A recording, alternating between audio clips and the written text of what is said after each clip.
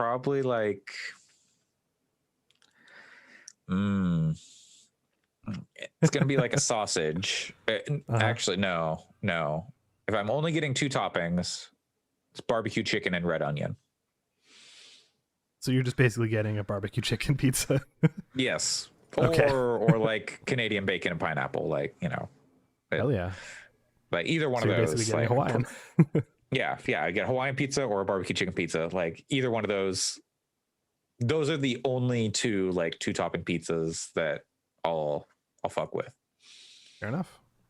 Yeah, it's like I respect a margarita. It's just not for me. People can do whatever they want with their pizza, but if you're like, oh yeah, let's get a cheese pizza, I'm like, what is wrong with you? This is for a group. I need sustenance. This is dinner. I cannot survive on cheese, meat, or cheese, sauce, and bread. I need protein. Protein, please. Give me some vegetables, at least. A really good cheese pizza can be nice, though, depending on if they have like good cheese in it. Also, different kinds of cheese do not count towards the three toppings. Yeah, I know. I looked at Domino's recently because why not? Mm-hmm. And getting cheddar cheese on a pizza is a separate topping. Yeah, this is all my personal pizza taste. But whatever pizza you want to make, you can put anything on a pizza. That's really what's great about pizza. You can do anything you want with those things. It's crazy. I've totally made one with like arugula and fig jam and sure, yeah. Oh god, what was one of them really thinly sliced deli meats that I can't remember the name of. Prosciutto, mortadella. Mortadella is a cheese, I believe. Is it mortadella and salami? It is a sausage. You're right. I saw one the other day, like last week when I was at the store, and I was like, oh, I didn't expect to see like Italian deli meat at this supermarket. But I started with a P or something, I think. But that wasn't prosciutto. Maybe it was mortadella. I don't know. That was something they put on like one of the Bon Appetit, like perfect pizza videos, I think. Oh, right. Man, I haven't thought about that in a while. Anyways, high class Domino's. Everyone's favorite. Yeah. And just the pizza situation in Japan is weird. Because it's either really fancy or terrible, or just what the stuff they put on it. It's very different. Yeah. Very different. My frozen pizza preference is actually a Red Baron personal pan pizza, the supreme variety. With like, it's got onions and peppers. I don't even like peppers, but like you put them on a pizza and so it can be okay. Onions, peppers, pepperoni, sausage. That's what I'm here for. Doesn't it also have black olives? Yes. Man. Yes. Man. Black olives on pizza, mushrooms. Give it to me, baby. But black olives are not my preference, but yeah. I can F with a Supreme or a Deluxe or whatever you want to call it. Okay. Well, going from one circular food to another. Oh man, well done. Well, what kind of cookies you clicking these days? If you know what I'm saying. I'm clicking some cookies at this moment. Yeah, of course you are. I mean, if why you're not? You're wasting your time. Like exactly. Like that's the thing is. You gotta be producing these dang cookies, otherwise, what's the point of even being a part of the cookie monopolies? Yeah, I haven't touched Cookie Clicker in, I don't know, when did it come out? 2013. I ended up looking at it because yes. So yeah, because I was curious. I haven't touched Cookie Clicker since 2013. I played it hot and heavy for a little bit, and then I stopped. Yep. I have very distinct memories of being in university in Boston and having two screens, one of which for many months was taken up by Cookie Clicker. And Cookie Clicker, for those who are not familiar, is exactly what you think it is. You are clicking on a cookie. That is It's the an idle game, it is one of the first idle games that one I of the think earliest. like one of the ones that mattered. Like you did have Adventure Yeah, Capitalist and stuff like that, yeah. but it was one of the But ones that really it was like got Candy Box was the first one I was aware of, oh and then yeah, Candy Cookie Box. Clicker was the second one I knew about. Yeah, like but yeah, it was kind of at the start of that big snowball. And if you've not played an idle game, it is you are clicking a thing and you're making a number go up, and then you can get upgrades that auto click the thing so you get more numbers, and then you can upgrade those upgrades and you can get more of those upgrades until the numbers just keep getting progressively bigger and bigger. The point is you're always making forward progress. Like And then you always. prestige, and then you start over from the beginning, but you can gain stuff faster. Exactly. And like Yeah. you've got Like upgrades that carry over, and it's yeah, numbers just get and bigger. that sounds very stupid, but it's kind of great It's because just video games. That's what it video is it games are, is baby. and it's one of like you can never lose. Like it's impossible to lose because you can't lose any progress other than prestiging and starting over, but even when you do, you're going to be doing way better and your clicking is going to be way more potent. So but Cookie Clicker is fun. It's dumb and it's a very passive experience, especially if you did what I did in university and you write a script to click for you, um, which and it did it like once every 10 milliseconds or something. So you're basically getting like 100 clicks a second or whatever. It was dumb, but like it's just got lots of charm to it in a really strange way because it has like a news ticker that's always going across the top and there's always new stuff on it. The upgrades end up being really potent, and then you can, the units, I don't know how to put it, the grandmas and the farms and the factories and Right, all that, yeah. like the things that you're getting. Your production suite. Yeah, whatever you want to call it, those are good. And then the way you upgrade those is also pretty great. Um, Mhm. like, and you can watch your number go from like, 25,000 clicks per second to like 100,000 in like 10 minutes. And you're like, oh, look at all this progress I'm making. Hell yeah.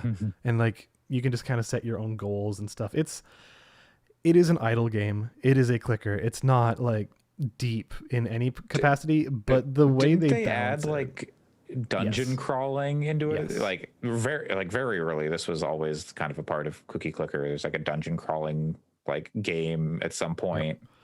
Yep, they have added like actual gameplay in some parts of it. I actually haven't unlocked that yet. I only started my journey Mhm. yesterday.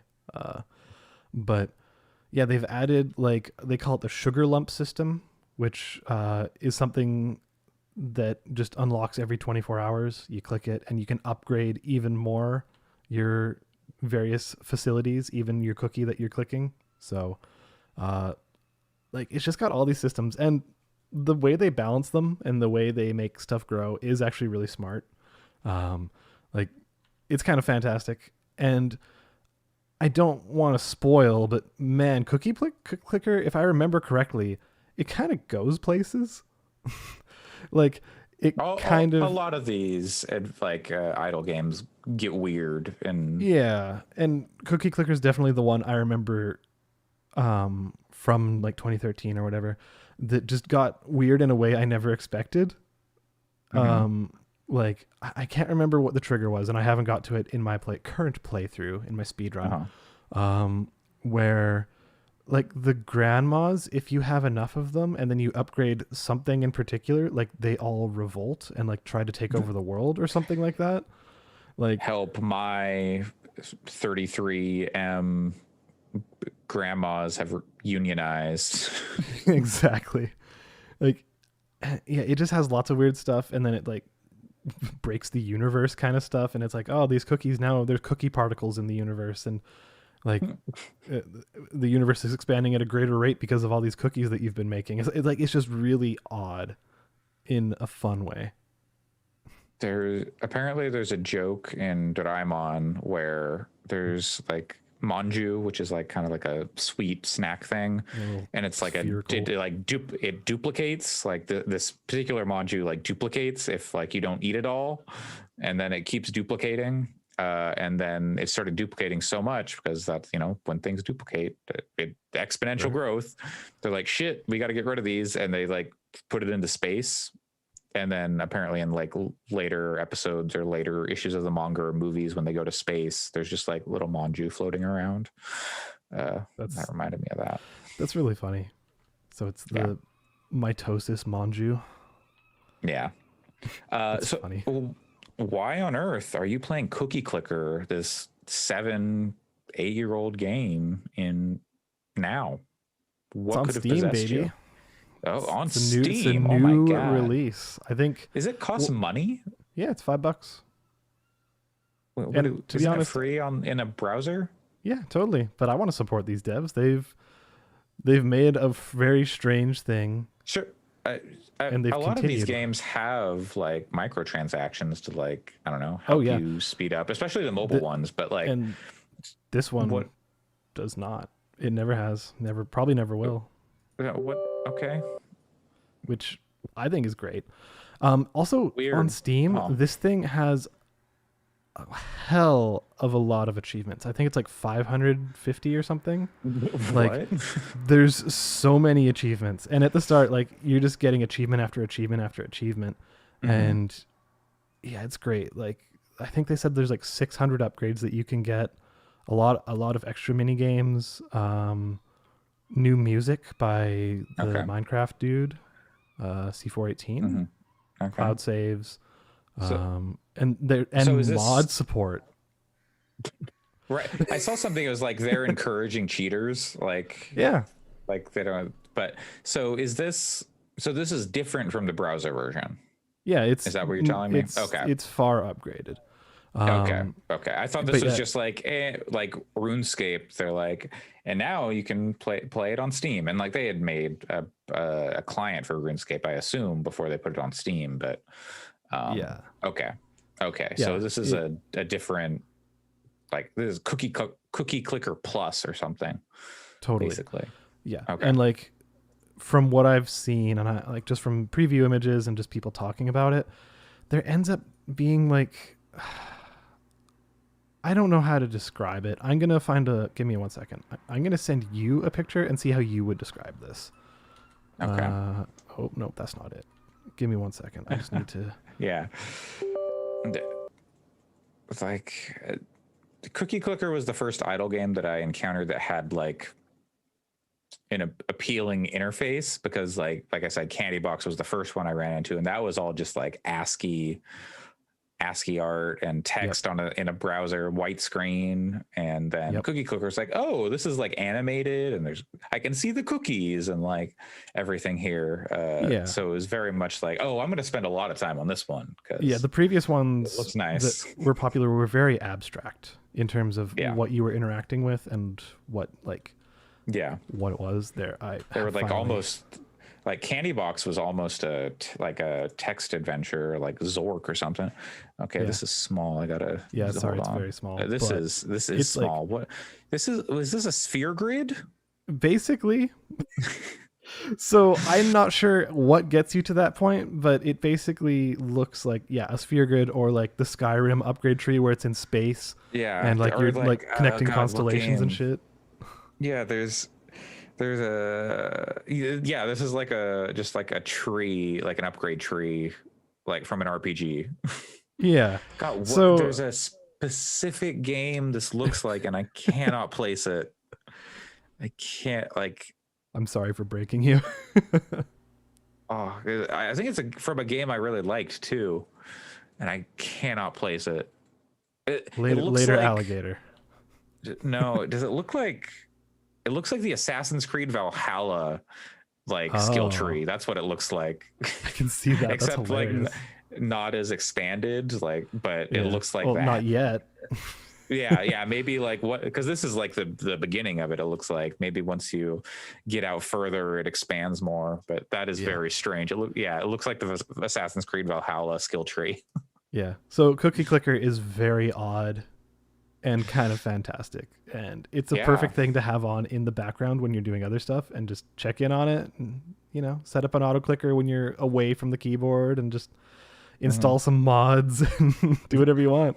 Like Sure. I think it has Steam Workshop support. I haven't looked too deep into that, but it's so odd and it's great. Let's see. Does it? Does it? I'm not. Maybe, I don't know. I don't see anything about. Oh, coming soon is Steam Workshop support. Great. Yeah. So Probably yeah, like these guys are Mario actively cookies or developing. something. It's pretty rad. Yep. That's fun. Yeah. That's probably I'm surprised it is still like they were still going. What is this, a match 3 game? Like, what am I seeing here? Like, yeah. Yeah, there's a it's lot. just like Bejeweled. Like, what? Okay. Sure. It's like Oh.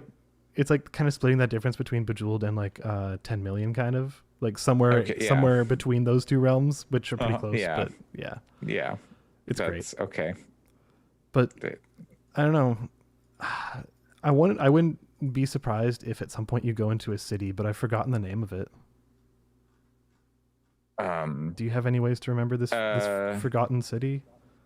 The Forgotten City, I don't think you want to go there. Not all that glitters is gold. Only shooting stars break that mold. Where the girls Yeah, are the pretty. Forgotten City. A couple weeks ago, Pat talked about this game and intrigued me. The basic setup for Forgotten City is you are some dude or some lady. You can be either one, and you wake up on a river. Some lady named Karen is like, "Hey, I pulled you out of this river, and all you had was like this coin on you, and maybe the class I chose had a gun. You can choose, like, I want to be a scholar and I can read Latin, or I want to be the soldier as like my background, so I have a gun and I've got like 10 bullets or something, and various stuff like that." And so she's like, someone else was here and they went off and they like went to this cave and checked out these ruins. They haven't come back in a long time. I need you to go check it out.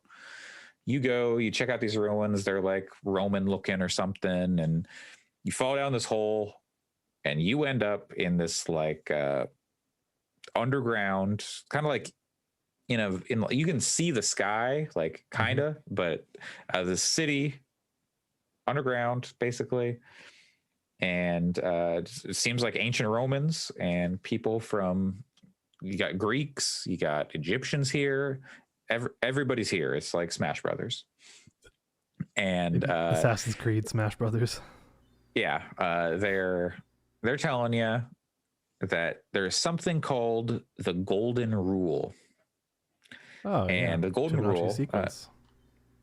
No, not that Golden Rule.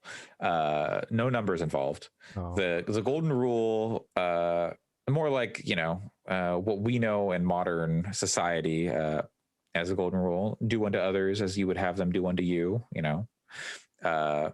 Basically, if anyone in this city sins, everyone else or everyone will be turned to gold. And right. gold statue.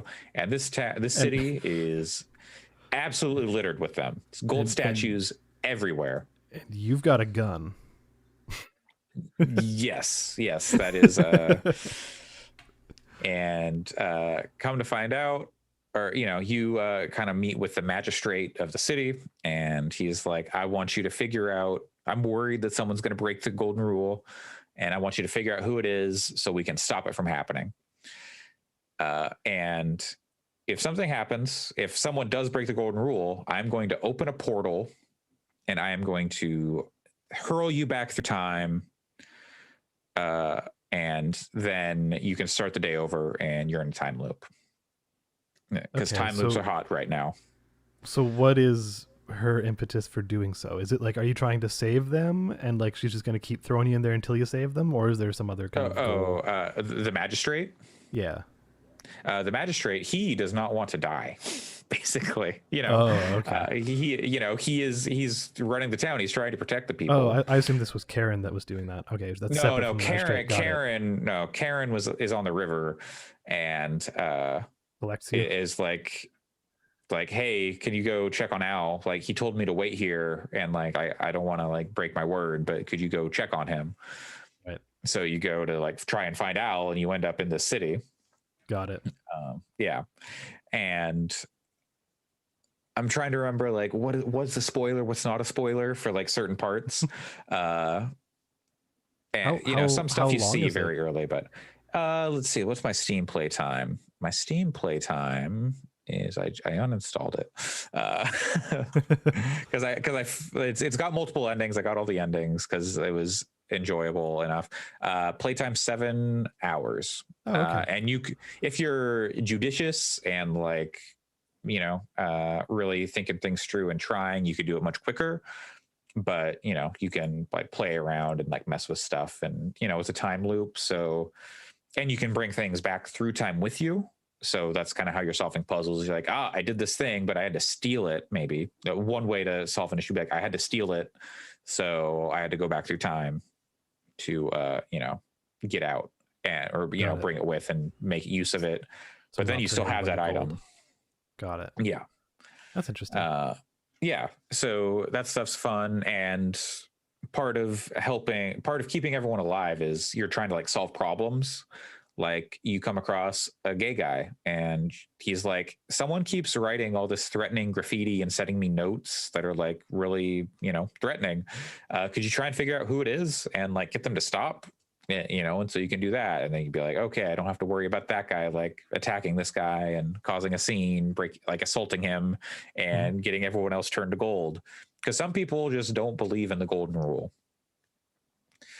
And it's very much a game about, it's not some like, oh, I never thought of it this way, at least for me.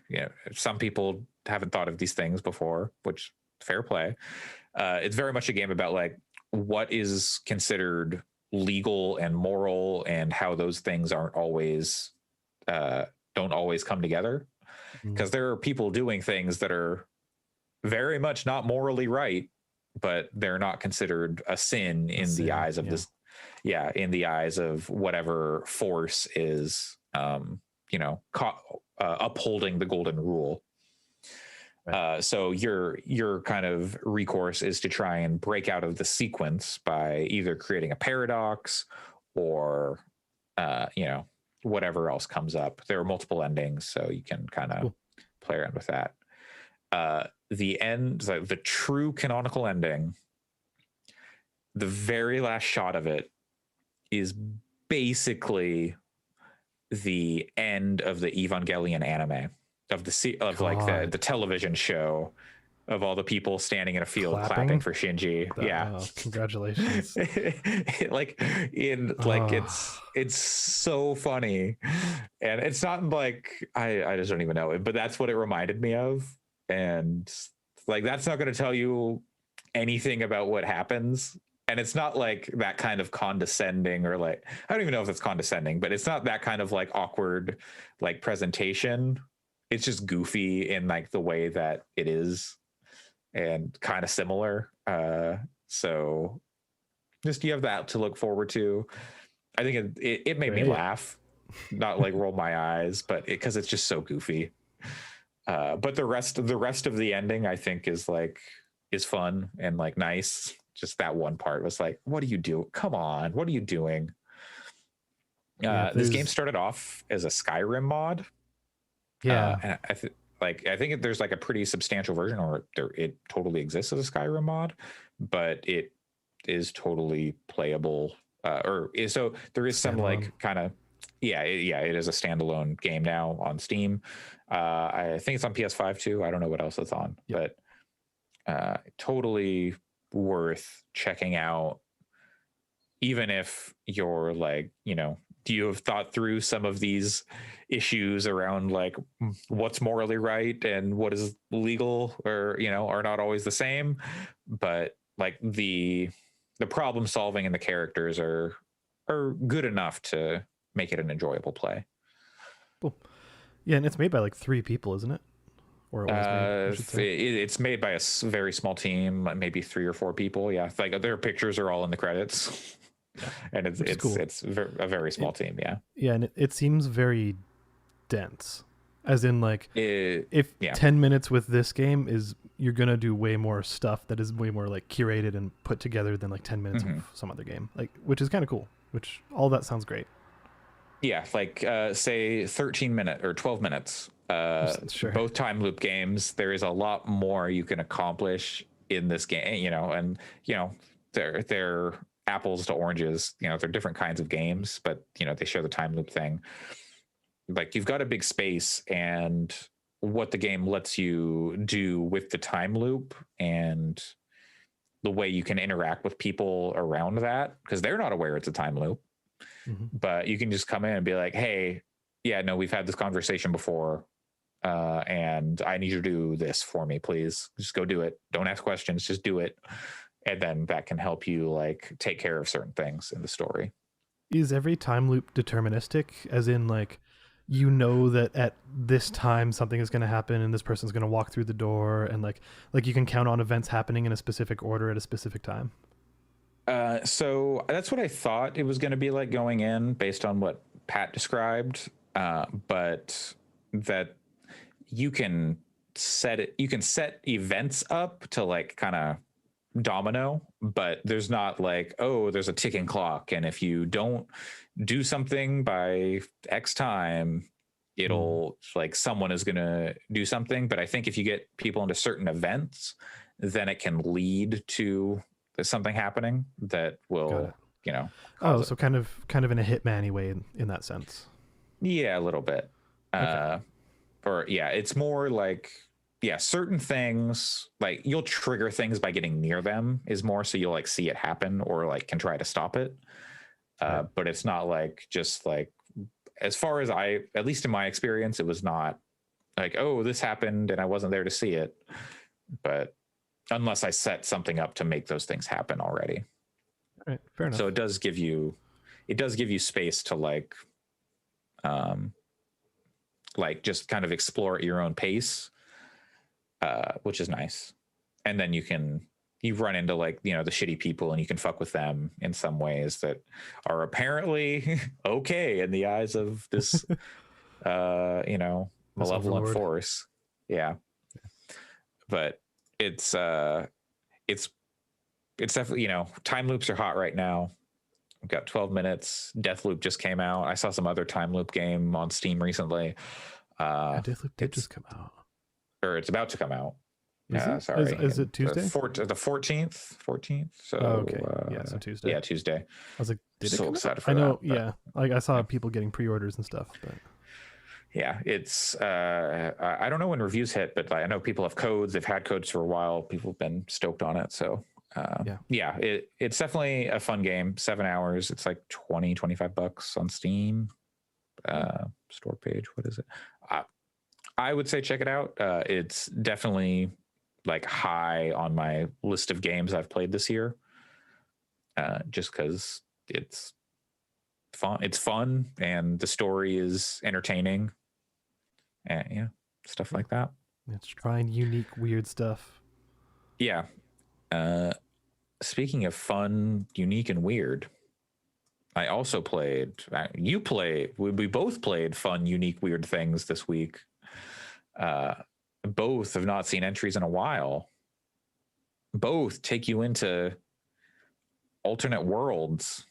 Yep, both are kind of isekais in their own way. yeah. How about you tell me about Wario World? Or WarioWare, not Wario World. That's a different thing.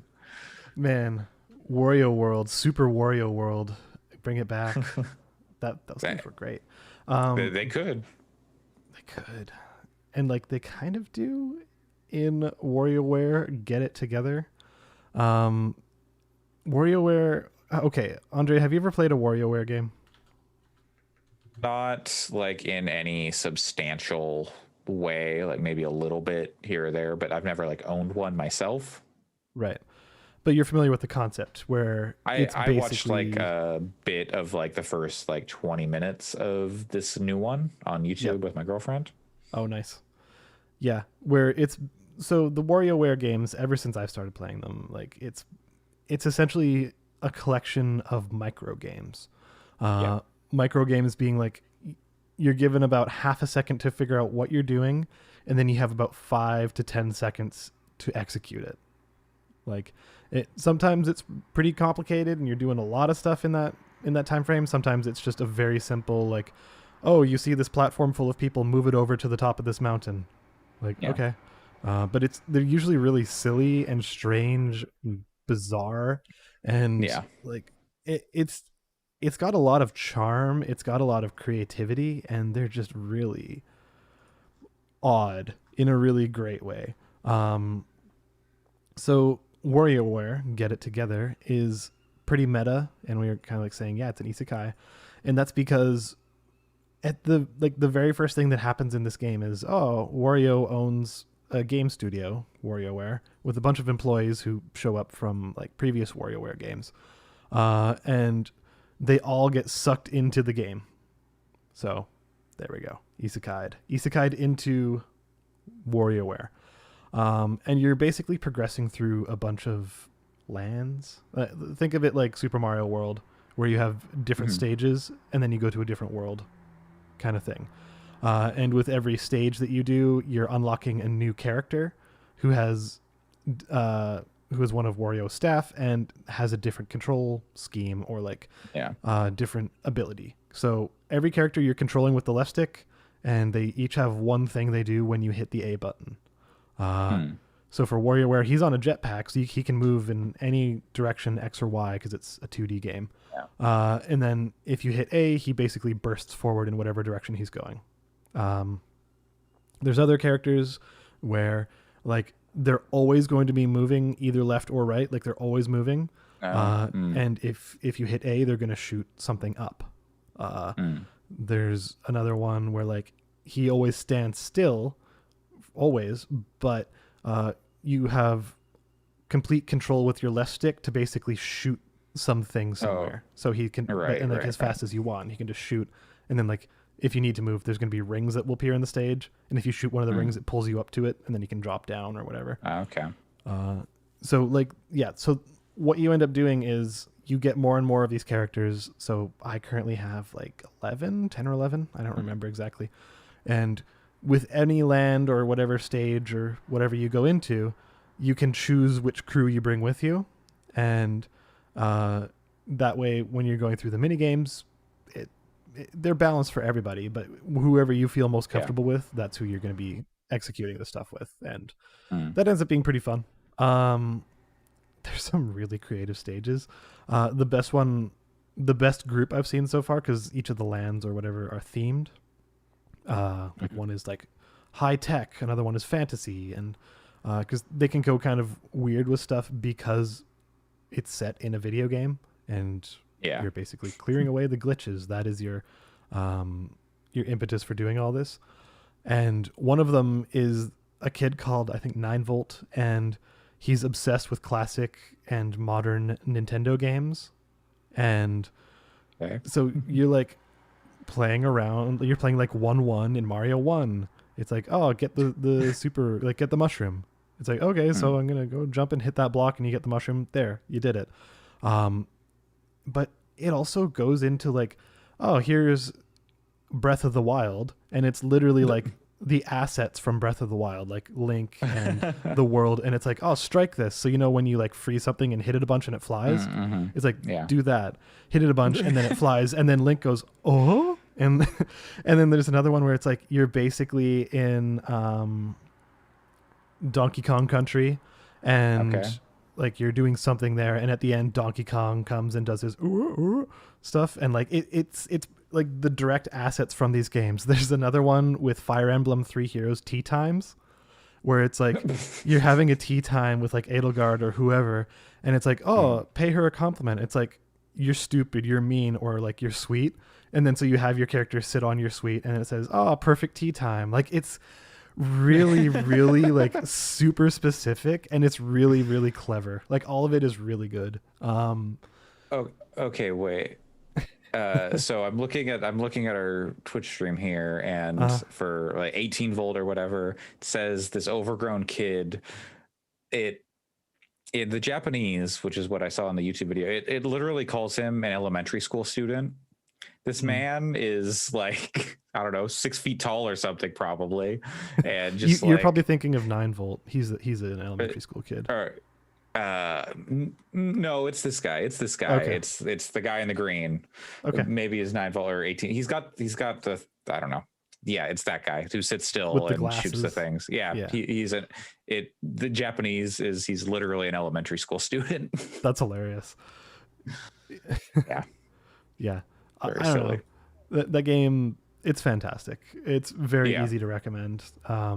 It's also 2 player, so everything yeah. works 2 player. I don't have anyone to play it locally with. I don't know if there's Mhm. online. I don't think so, but I'm not totally sure. Yeah, I don't know about Um, that. but it's fantastic. It's just so good. Um, like I did not really love the previous WarioWare, which I think was DIY. Okay. Something about it just didn't work for me. Uh, Mhm.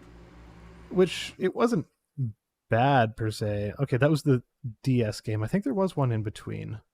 I'll have to look it up, but like this one feels more like the WarioWares I was super into, like back when I first got into it. And WarioWare Gold. I don't know where you were. I didn't play That was WarioWare Gold. 2018. I wonder if that's probably kind Uh, of like a best of like compilation, kind of like that Rhythm Heaven, whatever. Maybe. Oh yeah. I think that was Yeah, and I think Smooth Moves was the Wii one. Mm, It was Game and okay. Wario. Game and Wario. Oh yeah, 2013 on I the also Wii U. wasn't. I wasn't huge on Game and Wario either. I played it at a friend's, but yeah, Then like then it would have been WarioWare DIY or WarioWare Snapped. WarioWare That was a Snap. DSiWare.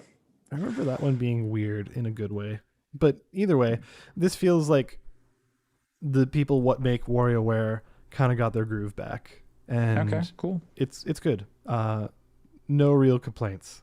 It's it's worth playing. It's fun. It's dumb, and it's super clever. It's the kind of thing where you can just pick it up for 10, 20 minutes, have your brain kind of destroyed by whatever's going on screen, and then continue. Also, it has direct references to Rhythm Heaven, and that gives me a lot of hope that there's actually going to be a new Rhythm Heaven someday, because Maybe. that's Nintendo's best series by far. Yeah. You heard it here first. Yeah. I'm sure when Allison is back next week, probably because her microphone is being a butt, she's going to have a lot to say about this too, because I know she's a big WarioWare fan. Oh, one last thing. The Yeah, Overworld music has a bunch of farting in it. of course. Yeah, it's a Wario game, but it's got like some squeaky farts. It's got some like heavily processed, like thick farts. It's great. It's beautiful. Just like Backstreet Boys, The Call. I think it's the first time we've referenced that on this podcast, but yes, just like Backstreet Boys, The Call. Speaking of weird games, like I was alluding to before, I cannot believe that Sam, I don't know, 2 weeks ago or whatever, when he was last on this podcast, came on this podcast and besmirched Psychonauts 2. Yep, he sounded like He was like, I don't think it's good. And I'm like, boring and bad, and yeah, Sam is boring and bad. Psychonauts 2 is good and fun and joyful. I've only, I don't know how far I'm in. This game is bigger than people thought, it seems like, which is like, I mean, they took so long to make it and they had that Microsoft money. So, but it seems like that just allowed them to like tighten it up and make it as good as it could be.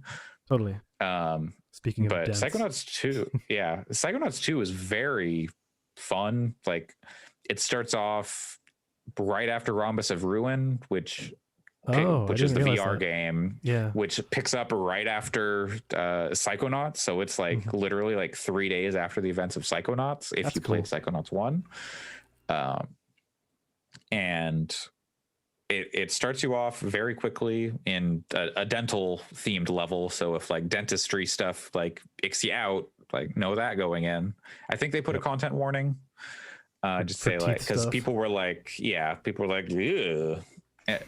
And like, so yeah, that's totally fair. If you're not into that, you should know before you go into this level, because it is literally the first thing they put you into is, you know, a lot of dentist stuff. But they also give you a lot of your abilities back very early, or, you know, like the main That's ones, great. like, you know, your hover, your fire, your, they're just like, okay, yep, here it is. Cool. You can use it. They You get dish your it out kit. like, yeah, they dish it out just a little bit slowly, just like, okay, we're going to use this one, then okay, now it's this one, then this one. But it's not like long periods of time between those first abilities, which is That's nice.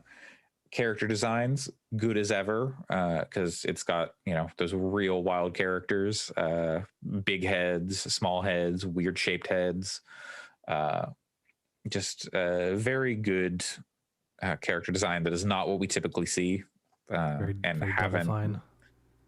very Double Fine. We have like stuff we haven't seen since, I don't know, when did that first game come out? 2002.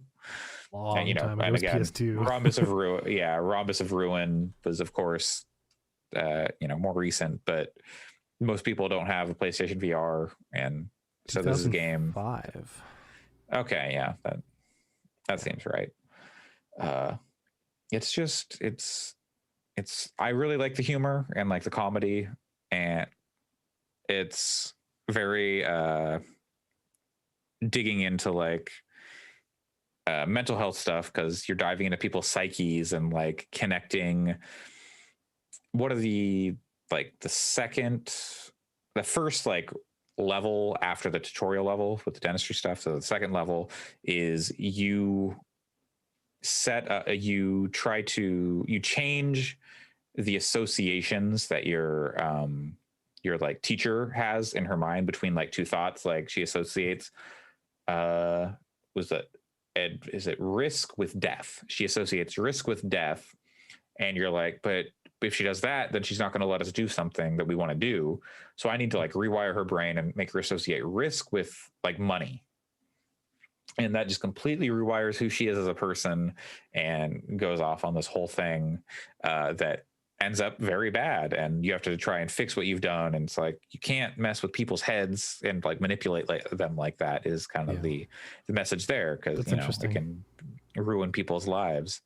I'm still very early, so I have to see where it goes, but a lot of the buzz I've seen, like this game has brought people to tears, is a lot of what I've seen.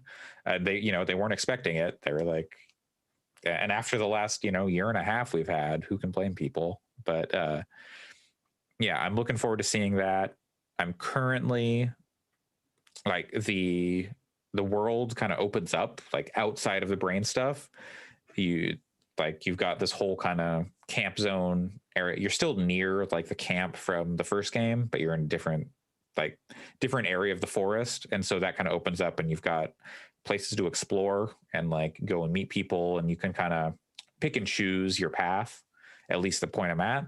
So I've got a couple different objectives I can do to you know, fulfill what I need to. And I stumbled on Jack Black doing his Jack Black thing.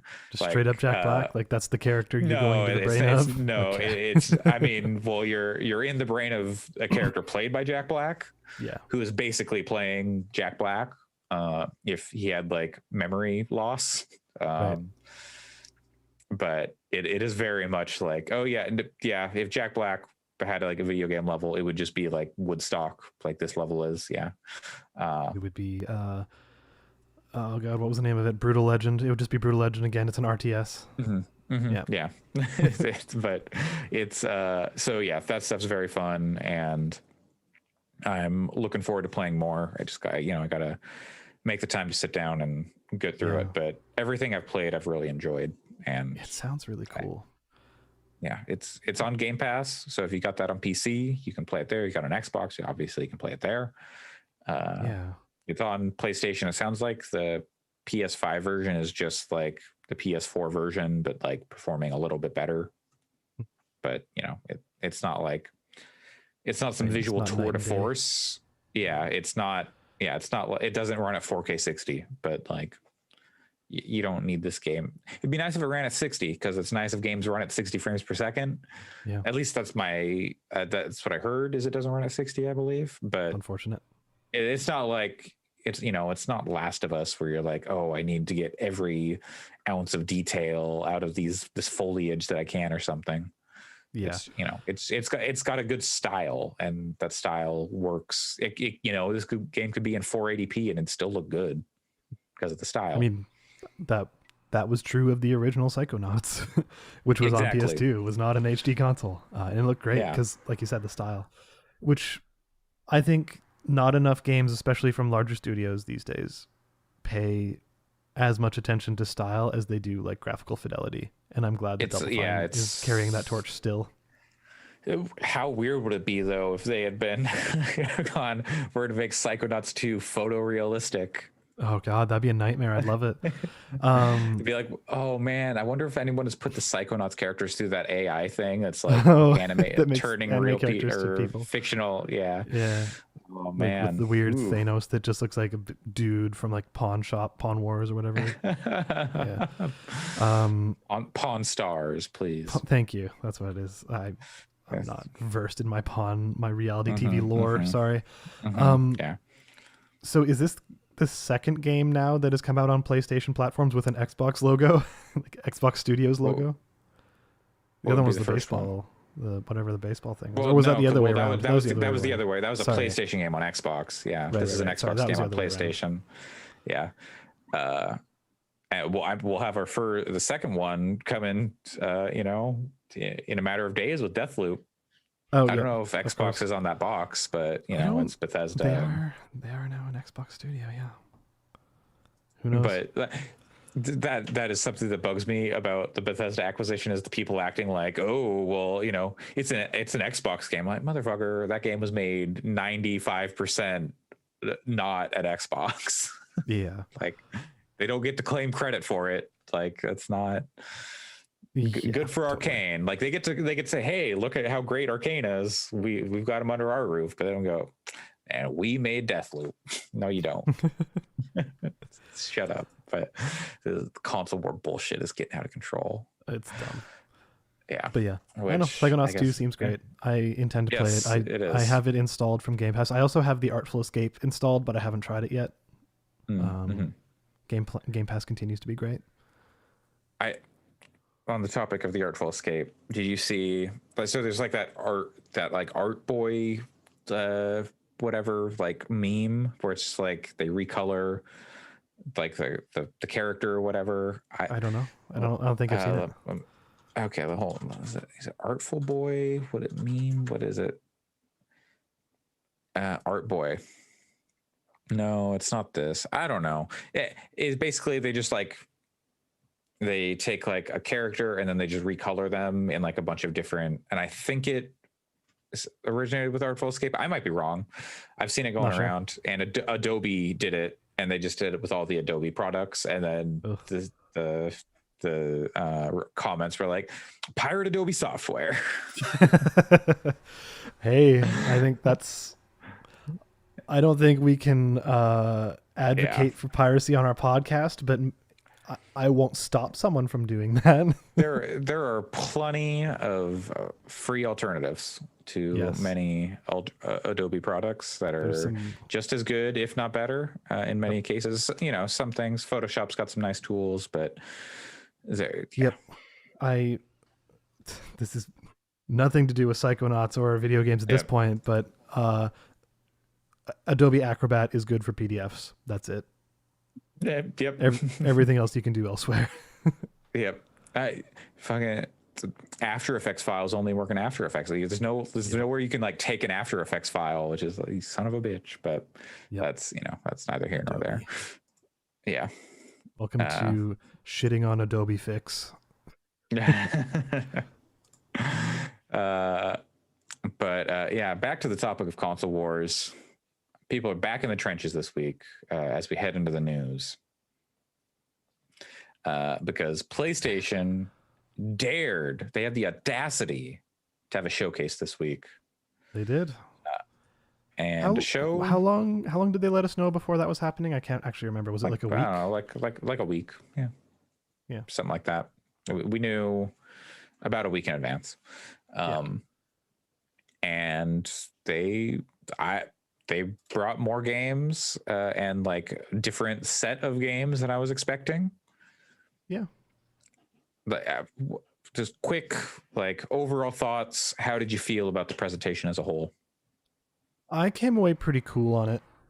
I'm not surprised, but I would say probably about 50% of the stuff there I could not care less about is what ended up sure. happening. Like Mm-hmm. without getting into the actual games, there was a lot of there was like 3 separate superhero things which don't care about. Mm-hmm. Mm-hmm. There was a bunch of re-releases of stuff I don't care about, like GTA 5 again, giving that time, who cares? Yeah. Like Mm-hmm. like I would say probably about 50% of it I came away being like, eh. But the other 50% it was good. There was some cool stuff in there. But we can talk about that stuff soon. How did you come away from it?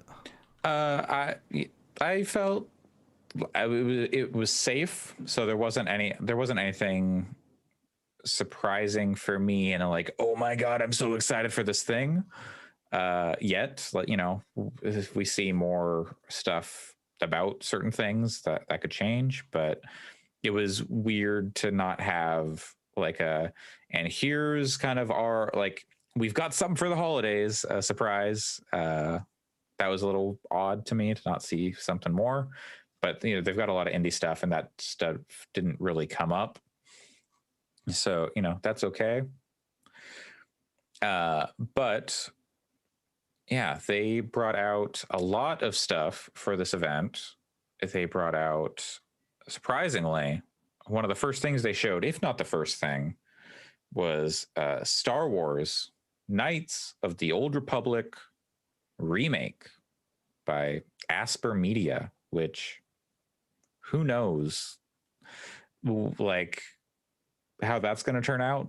When they say remake, that kind of brings to mind things like Final Fantasy VII remake, which is vastly different, spoilers, from the original game in mechanics, in story, in, you know, in many aspects. And you can't just remake Knights of the Old Republic as it is and like up-res it in today's like world. I don't think, like, it's janky enough that I don't think that would quite work.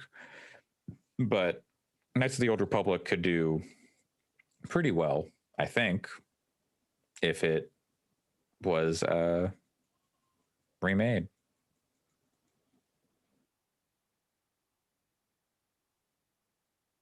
Alex left. I've just been monologuing to myself, and I don't have anyone to bounce off. Maybe we'll cut this out of the pod. That's what we'll do.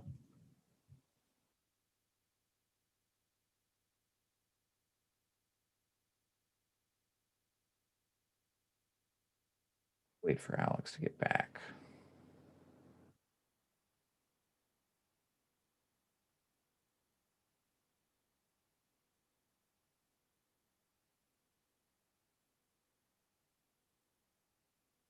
All right. I stopped talking just because I was like, I can't go this long, so we'll have to cut out some bits, but that's fine. But I agree.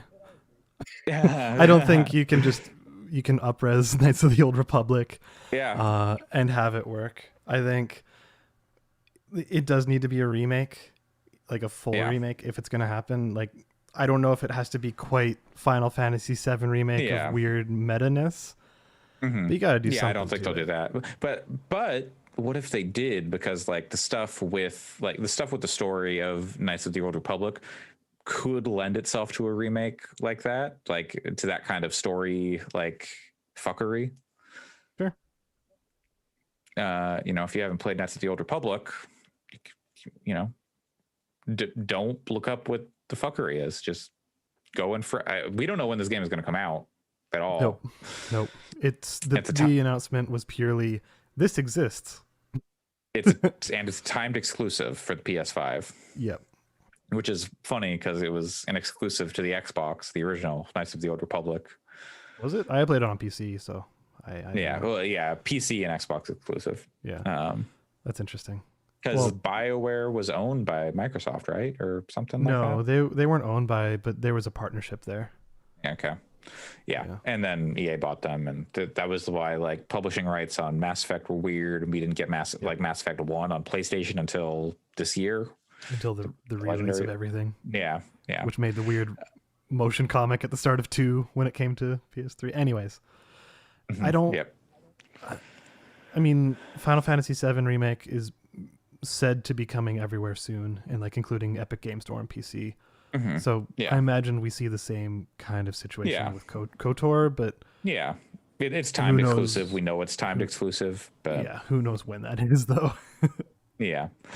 Yeah. That game is like, I don't know, 2023, 2024, probably. God, those are big numbers. If- That doesn't feel Yeah. real, but you're right. That is 2 or 3 years away. Fuck. Yeah. 2023, Spider-Man 2, Marvel's Spider-Man 2, excuse me. Tony Todd, Tony Todd playing Venom, which pretty cool. yeah, like we knew. I feel like we knew Venom was going to be in this game because of the post credits of the first game, and it looks like both Miles and Peter will be playable in this game, Do you which think is that means cool. it'll be? Do you think it'll potentially be a co-op game? No, Okay. I think it'll be maybe GTA 5 esque and like, oh, what's the other Spider-Man doing? And you'll like zoom in and they'll be like mid combat or like chasing down a car or something. They'll be doing other like superhero stuff or like eating a hot dog or something. Sure. Then he'll accidentally swap to Sonic, who's eating a chili dog. Yeah, and then that's a whole thing. He's throwing rings everywhere. Yeah, I that's what I that's probably what they'll do, or like, you know, if they did stuff with like Batman Arkham City where they had like, oh, you can switch to Catwoman at certain points like late in the game, and you'll be able to switch between them, and then certain parts of the story you'll have to play one and play the other at certain points, and that's what I assume. Probably. But I know you're not a big fan of the Spider-Man, but I'm looking forward to them getting back to like the main thrust of the story. Miles Morales was fine.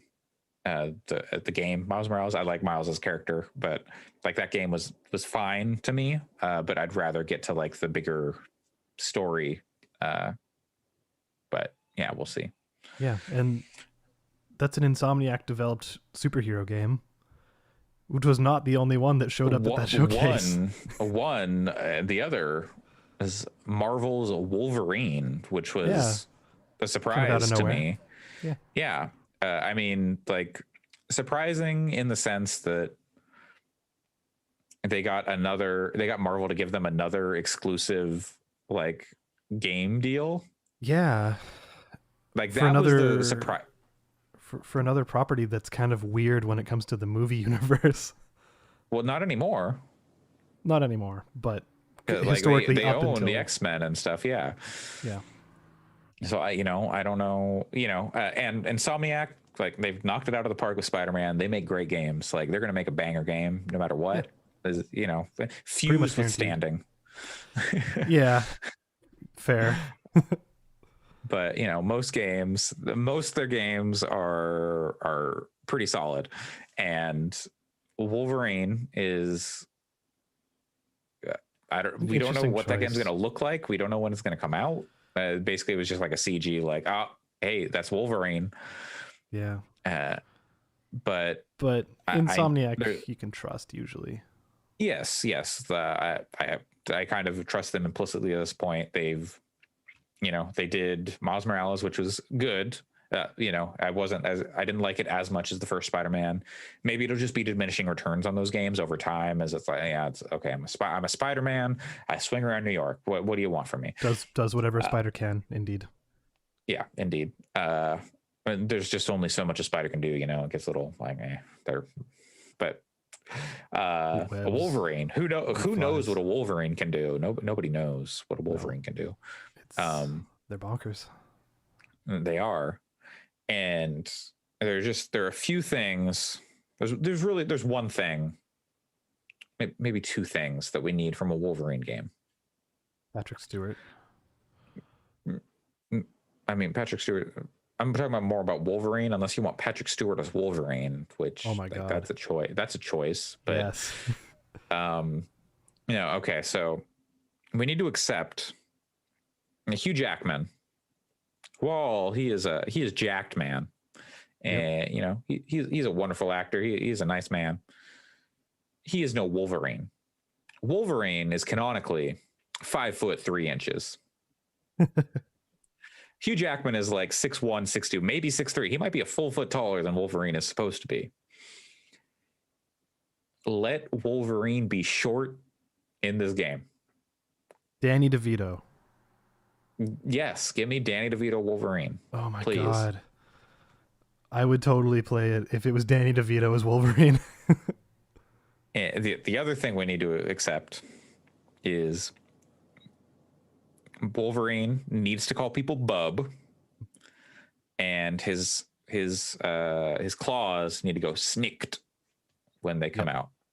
Yep. Snicked bub. I would tend to agree with those. Yeah. Now, sorry, I'm still thinking about Danny DeVito. But Danny DeVito is such a great guy. He's the best. Who doesn't Danny love DeVito is a quality person. I am glad that Danny DeVito seems to be a good person in general. Bring him to video games more, please. Yes, please. But so, the thing about Wolverine, and we kind of talked about this in our group chat, so I'm going to be speaking for Pat, who's not here, kind of, but yeah, he and I felt relatively similar with talking about this, being like, so Spider-Man, the core conceit is that you have a lot of mobility. You're able to swing around a huge city. And like I didn't play the Spider-Man games, but like Miles Morales or Insomniac 1. But like apparently from what he was saying, the combat is not the star of the show there. It's more the traversal, it's more the events, it's more the story.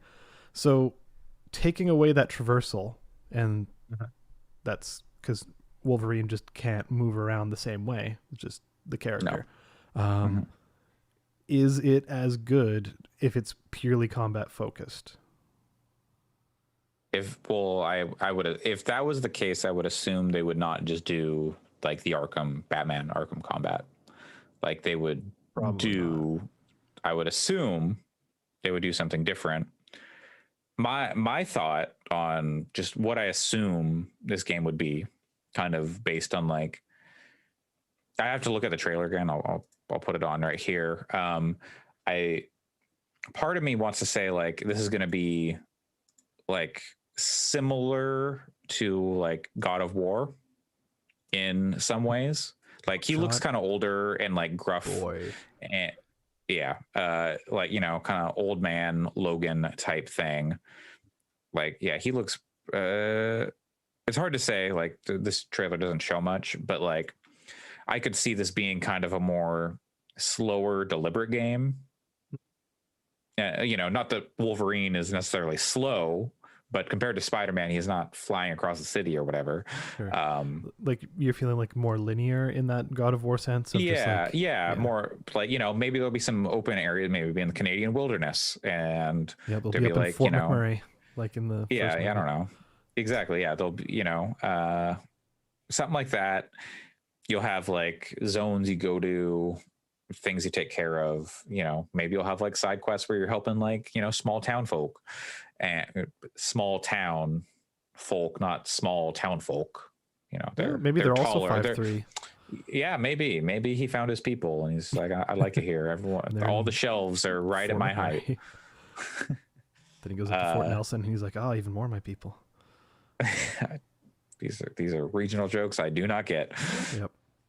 Don't worry about it. The northern Alberta and northern BC crowd are going wild right now.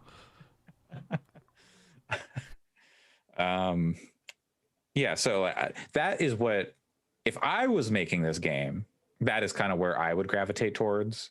Not that like they want to just make God of War, but that would be kind of my thought, is like this will be a more deliberate combat, probably slower paced than Spider-Man like because like Spider-Man's jumping all over the place, less agile than Spider-Man, maybe less flips and stuff, but I think you know. that's an interesting idea, and that would be like one of the first Insomniac games I think that would have done that. Because like Yeah, even definitely. before this, like Sunset Overdrive was definitely not slow paced. Ratchet and Clank definitely not slow paced. No, and yeah, deliberate. Like it would be interesting to see Insomniac go that way. yeah, definitely. I don't know if they'll do that. They probably won't, but maybe they will. That is just kind of what my gut says. But also, people really like that like Wolverine Origins game or whatever in the It was an 360 interesting era. game. Yeah, it was an interesting game. I never played it, but maybe they'll just make that game again, but like different. I don't know. If I remember correctly, But you start that game basically clawing through a helicopter and just slamming your way into a bunch of dudes and exploding them into mists of blood. Like it's intense. Wolverine just like can't really die. Like he's like Majin Buu. If there's like one cell left, he'll somehow regenerate, which is weird with his bones because his bones are metal. Yep. But because like he like go in the comics at some point, he is like transported into the sun and then back to I don't Earth. remember that one. And he somehow regenerates and like comes back and is like, that sounds like what? a nightmare. There was something left after you were literally inside the sun. Yeah, that's goofy. And he regenerates in like a very terrifying, disgusting, uncomfortable way from that. So it hurts Wolverine to regenerate. But on that topic, probably can't happen because WB fucking ruining things for everybody. Nemesis system, I think, would make perfect sense with Wolverine, because someone like takes down Wolverine, then he's gonna come back, but that person gets promoted and they can just like keep moving up and they get harder to kill or whatever, because like you kill Wolverine, you get more resources, so you can go down to the requisition office and get whatever you want.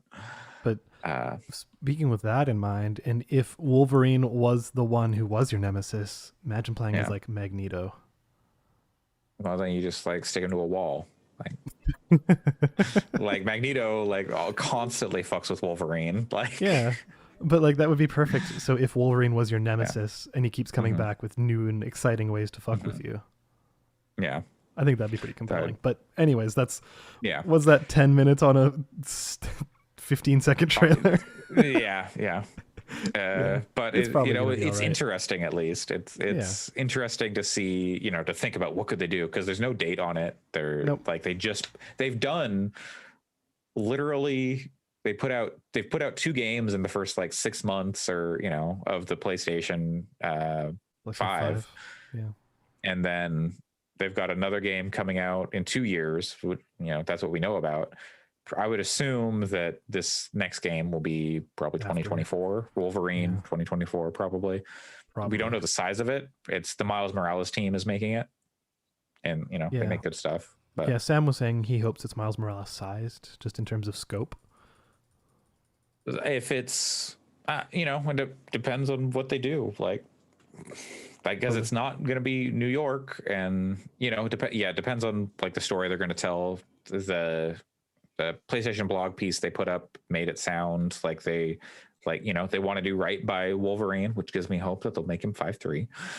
But Wolverine stuff is pretty violent, and so if maybe they're willing to go for like an R rating on it, which I'd be surprised if Marvel was going to let them do. But I mean, Marvel didn't make Logan, so we'll see if like that can, if it'll be like a Logan type tone, or if it'll be like X-Men Origins Wolverine. Very different movies. We'll see which one we get in this game. Also, another PS5 exclusive, God of War Ragnarok, which was at some point announced for this year, and then like no, that's never mind, that's not happening. There was no way that was ever going to happen. Yeah, I imagine even when they first announced the game, they're like 2021. I imagine No, even if the never mind. pandemic had not been a thing, that still probably would have gotten pushed. Hard to say.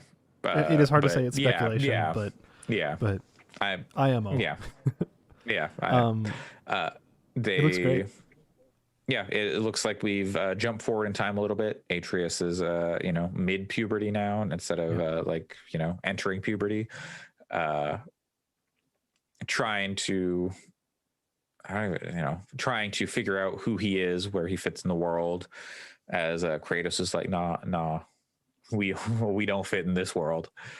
And they showed what I assume is probably like a lot of stuff from like the first third of the game. Probably. They like story wise, that like kind of first act stuff is what I would guess from that, because they showed a lot more like story stuff than I expected. I thought it would be like kind of a short, like, oh yeah, here's it's Ragnarok, it's coming, but they're whatever. Yeah. But we got like they put out like a bunch of concept art, or not even concept art. They put out like a bunch of art for the characters, like Thor. Yeah. The discourse around Thor has been it's been stupid. It's just yeah. That's how Thor looks in the mythology, y'all. It's mythology. Thor can look like anything. Yeah. So yeah, and then basically, there's all sorts of discourse.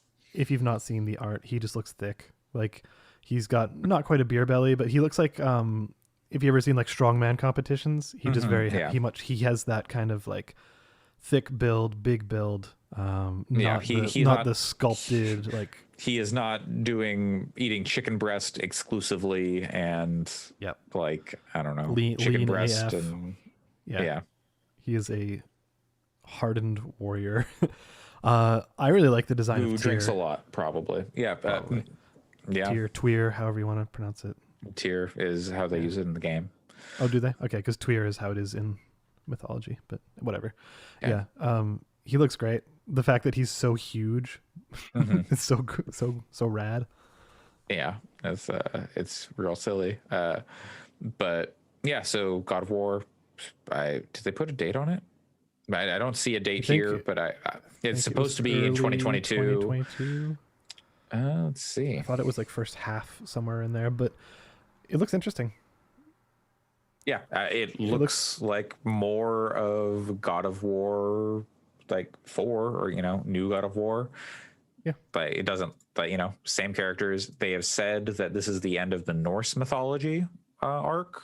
The second game. Did they? I thought they said the third one would be. Nope. Okay. I believe. Let me double check. I might have misread that. I thought this said it wasn't the end of the North one.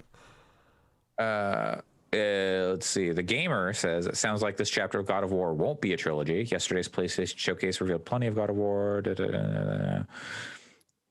Yeah, it seems like it's the end. It is the end of the Norse saga, and then it sounds like maybe Egypt is next, maybe. But I don't know if that's speculation. That's what I saw some scuttlebutt. I think we just need to get to like ancient Roman. We just need to fight Jesus. Yeah. I thought you were going to say get to ancient Rome and fight like Jupiter and Pluto, and I'm like, we already that was all the Greek stuff. They're already dead. Yeah, I don't know what other mythologies would be fun. Other than the Judeo-Christian ones. Kratos versus Amaterasu. Hell yeah. Japanese mythos would be really fun. That'd be awesome. And get Ikumi Nakamura on there. Yeah, sure. Oh man. An Ikumi Nakamura designed freaking God of War game, that would be so good.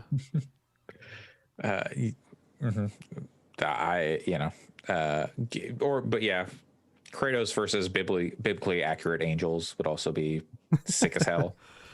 Speaking of biblically accurate angels. Yeah. Project Eve.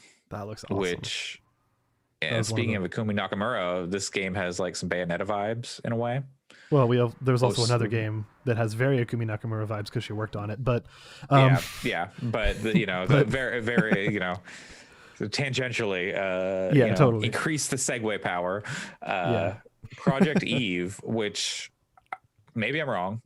I think this is out of their like China Hero project. Maybe this game looks like a Chinese game. Well, it's Korean. Like it's Korean. Okay, that would be my second guess because there's like a shininess to it Oh, sure. that I Specifically think to her is ass. yeah, yeah. And then like the facial features don't look Oh, like sure. like a Japanese style game. They No. look like a Chinese or a Korean style. Yeah, Which, they were yeah, speaking. it is- They were speaking Korean throughout, and I believe Okay, the that's ending what they was were a was a speaking. was a .kr at the end. Okay, I missed that. But yeah, hard to know what this game really is. It's got a lot of eyeballs and It like, does. big, creepy, biblically accurate angels. It Looks so cool, though. I get some like near automata vibes off of it with like, the ruined cities and like stuff like that. But Yeah, it looks like, stylish action. Yeah, there were some people questioning as to whether it was some kind of spiritual successor to like a Parasite Eve or something to that Mhm. nature. But it's not Which- Square, so It's not. But No. it could be like I've never played Parasite Eve or like any of They're those good. games, so They're good. but yeah, this like I'll check this game when it comes out, maybe if it is like good. It's got like Looks creepy monsters and stuff, and I like Yeah. action games like this, so Same. It looks cool. That was one of the ones Check that it I came out. away from being like, yeah, this looks great. Mhm.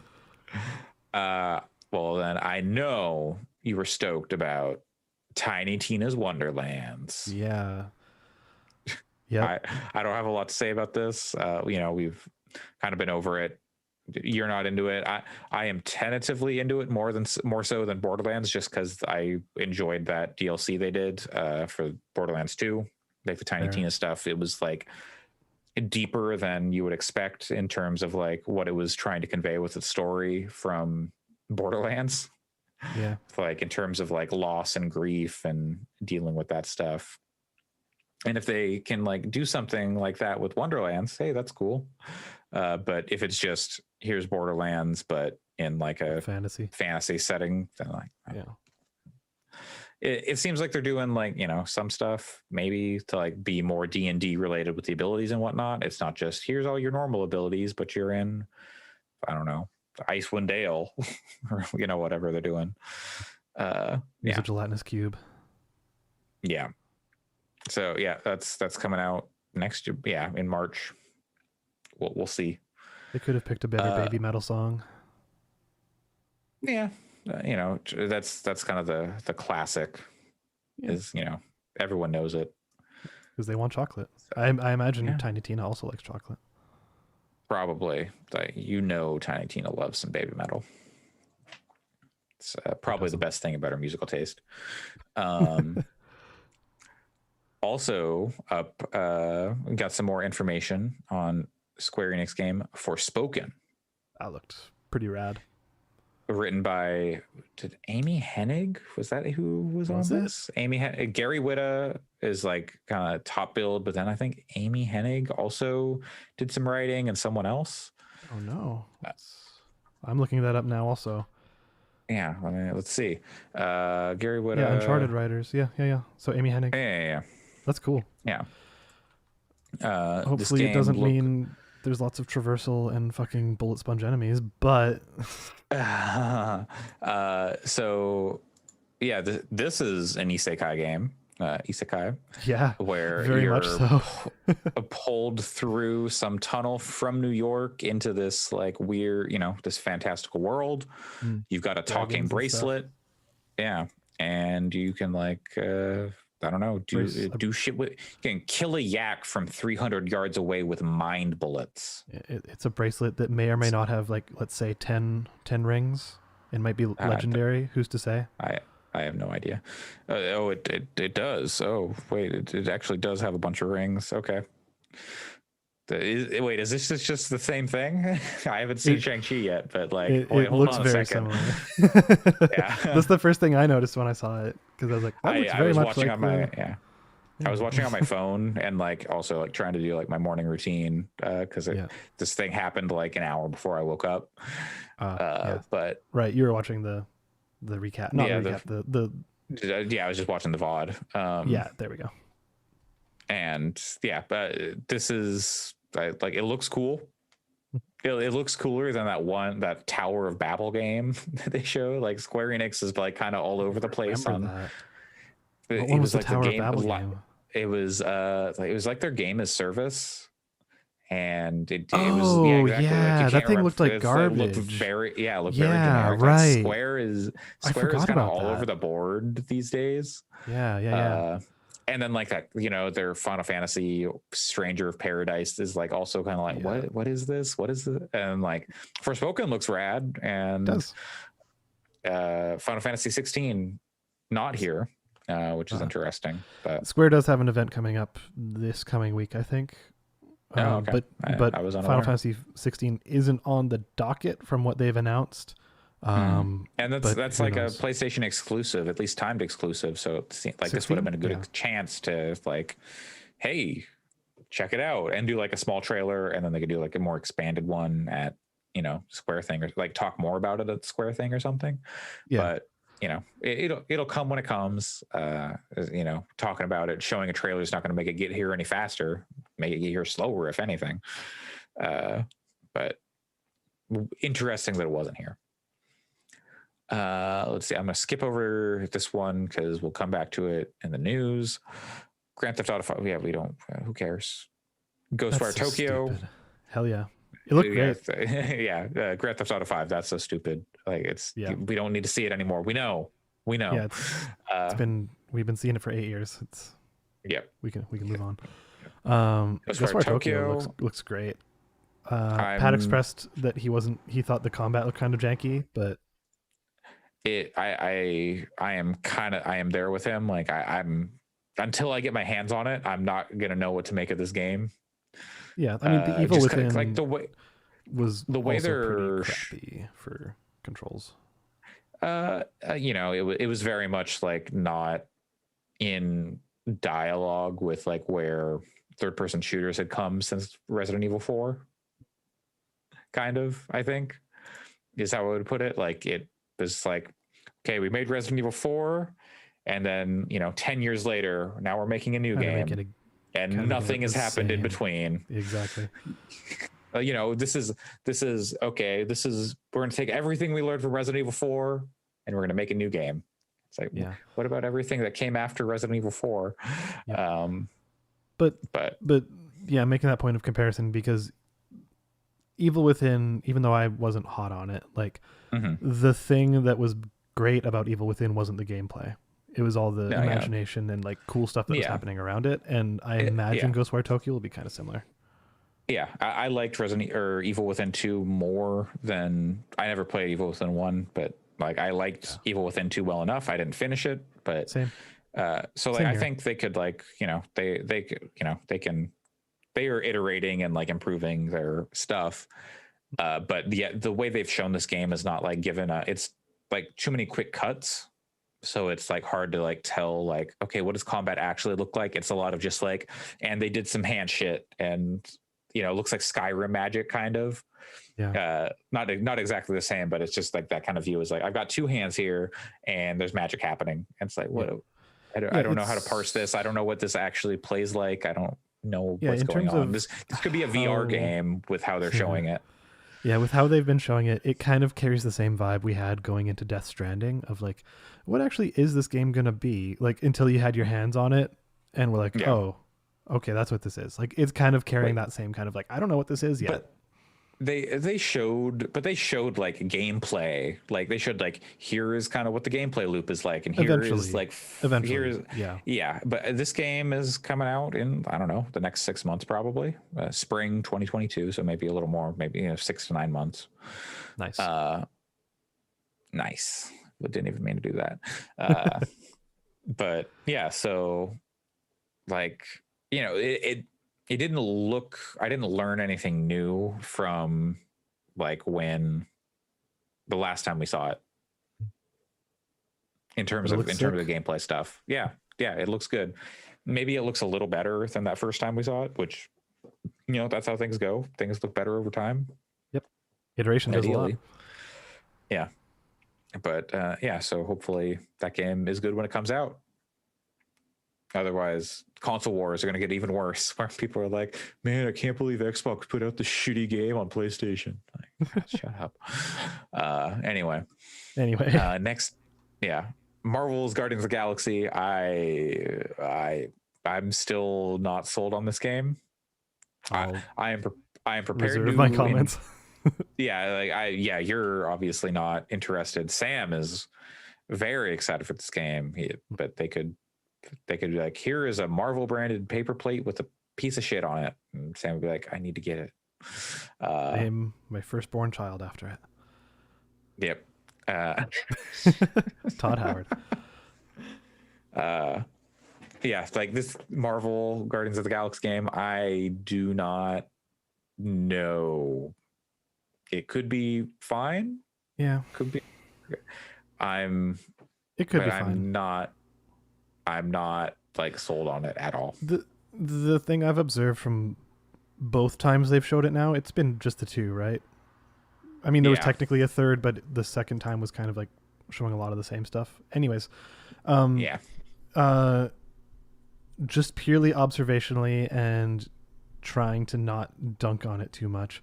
The thing that I've noted is that like everything in the not pre-rendered, but like the cutscene kind of moments, it looks fine. It looks relatively modern, but as soon as they cut to actual gameplay and combat, it looks janky and shitty. But of course, that's something that could improve as they get closer to release. But that game's out in just over a month.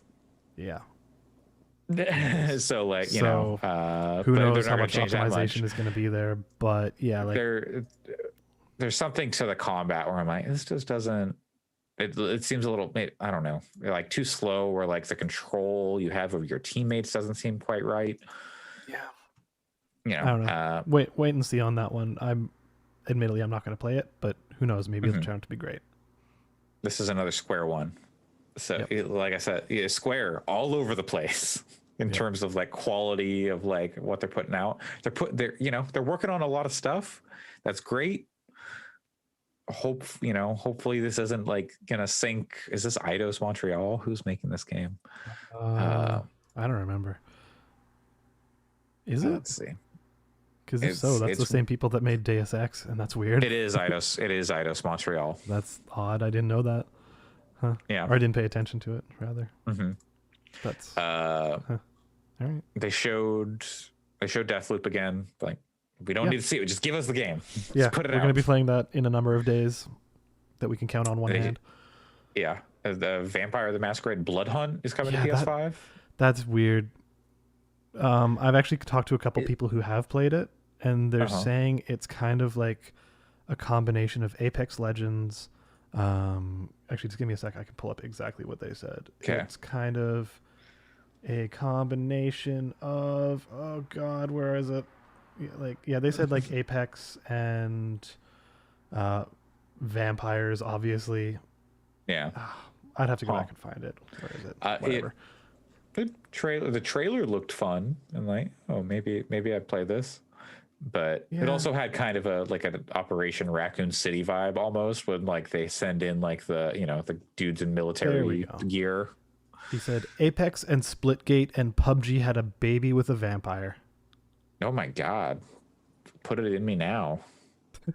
Like, when phrased that way, it sounds interesting. The trailer I didn't find the trailer particularly interesting, but maybe it's good. That sounds like a very compelling like list of things. Yeah. Like, for me, like, I really liked Vampire the Masquerade. It's a great game. It feels so weird to have a freaking battle royale set in that universe. Yeah, sure. Yeah. Like, it seems like they're almost approaching like 40K levels of just like, we want to get the license out there and just give it to as many people as we can. And like, so that hasn't worked out in some situations. There was that like one studio was like, this is like a white nationalist studio. We need to get this game away from them. And then like Vampire the Masquerade Bloodlines, is that the new one? Bloodlines 2? Bloodlines 2. Yeah, Bloodlines 2 seems to be in development hell. Like they canned like the whole, they took it away from the studios working on it and gave it to a new studio, right? Like Basically, that's yeah. very, very interesting position to be in. But is that game out on PC or is it coming? Like, do we have I a think date on it's PC? it is. You can get into it on PC. Yes, I don't think it's Okay. like the 1.0 release. So when we say Okay. out, technically you can play it, but I Uh, don't think it's out. oh, it's early access and it's free to Yeah, play. Weird. Okay. exactly. Maybe I'll play this tomorrow. It's mixed on Steam, 65% positive. Yeah. Maybe I'll give this a try tomorrow when I stream. Maybe because why not? It looked intriguing enough to me to go. Maybe I'll check this out. Almost done with the thing. I think we've actually talked longer about the event than the event actually was because the video has now restarted. Let's see. Okay, real quick. I don't care about this. I know you don't care about it. Uncharted Legacy of Thieves collection coming to God. PS5 and PC, which is 1 to 4. And I Is it? don't know I if thought it it was includes... just. I thought it was just 4. I thought it was It's a just collection. 4, It's a and I collection. thought it was 4 and Oh, Lost it's a Legacy. Thief's End and the Lost Legacy. Oh, Yeah, I thought it was just those it two. is. You're right. You're right. What? Yeah, like who What? fucking cares? I like both those games. I 4 is the best one of the series. Sure. Or, I would tend Lost to Legacy, agree. Debatable. I didn't finish I Lost don't Legacy. Need to, yeah, that's also fair. I don't need to go back to Uncharted personally. Great for PC people who didn't get to experience the games or whatever. Totally. It's good, get those games out there. But very strange that it's only Thief's End and Lost Legacy. Yeah, like understandable. It's a lot of work to go through and like remaster all the other games too. Maybe that'll come at some point. Like they did it for the PS4. Well, they did the Nathan Drake collection, PS5, didn't they? Yeah, but that's not it's not PS5. It's not on PC or PC. You're right. Yeah. So that's what I'm saying is no. they did the Nathan Drake collection and that's on PS4. Yeah. So you can play that on PS5, but not doing like a whole here's the entire Uncharted series, but then they'd have to charge, I don't know, $120 for it or whatever they're going to charge. They're not going to charge 80 because the game's going to cost 70, so it's going to cost whatever ridiculous amount. Chia, I don't know what this game's called. I believe Chia. It looks great. This game was supposed to be a Stadia exclusive. Now it is a PS5 and Epic Game Store exclusive. Oh, it's not even coming out on Stadia? That is my understanding. Okay. Ouch. Uh-huh. Yeah. That's funny. It looks great. It looks charming. It looks like what if Wind Waker was good? Wind Waker is one of the few Zelda games I think is good, so that's fun. That's fair, but it looks interesting. And you remember in Wild how people were like, "Oh my god, you can turn into a cat or like a snake or whatever," and it didn't. By the way, unrelated news: didn't Wild get canceled? I believe that was confirmed, yes, by one Jeff Grubb last week or something. Anyways, it was a while ago, but you can turn into a kitty cat. You can pet a crab. Yep. You can play guitar like you could in Last of Us. You can you got some like Zelda-like abilities, like a parasail or like a leaf parachute type thing. You can fly. Like a glider. It's like inspired or based on like New Caledonia. Yeah, it sounded like they had some like native language to those areas, which was really cool. Mm-hmm. Yeah, it looks neat. You're sailing around these islands and adventuring. It does look neat. It comes out next year. They got a bunch of crabs on the beach. You can become a crab.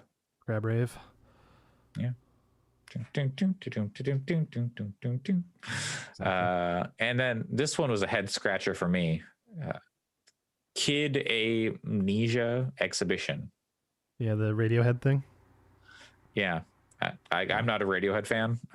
Just like it's not really in my wheelhouse. And I was like, what? And then I saw Epic. I'm like, is this a Fortnite thing? Like, That's a fair thing to like question.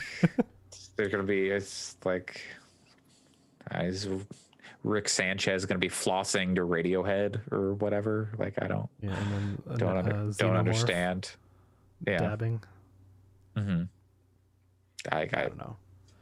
sure. It could Why be not? cool. Who knows? It's going to be one of those interactive experiences kind of things. But Yeah. At least they can't have like racially charged problems with it because of because of weird, their obligations to Wonder Woman. yeah, contract obligations to Wonder Woman. Yeah. God, that was so bizarre. Shitty. This is ridiculous. Anyways, And last one, which also feeds into the next news story on our list, Alan Wake remastered, coming to PS5. Yeah, Or first time PlayStation for on the first PlayStation. time. Yeah. Alan Wake is great. The PC port is a nightmare to play. It is. It was at the time, Yeah, and that's where I played which it. But Alan Wake itself is really good. It's really interesting. Yeah, it's fun. I don't remember American Nightmare or any of the other DLCs being particularly like The Writer was another one, right? I don't remember I don't know. the DLC being particularly great, but the core game was good. Mm-hmm. Yeah, I might come back to this. It comes out in October, right? So I think that's like what they said. you know, in time for where it was on this list, October 5th. So we're just like 3 weeks away or something. Oh my God, you're right. Fuck. Less than a month away. Yeah. Why? And so I could check that out in for what is it called? Halloween. There we go. I thought you were gonna say for posterity, but yeah.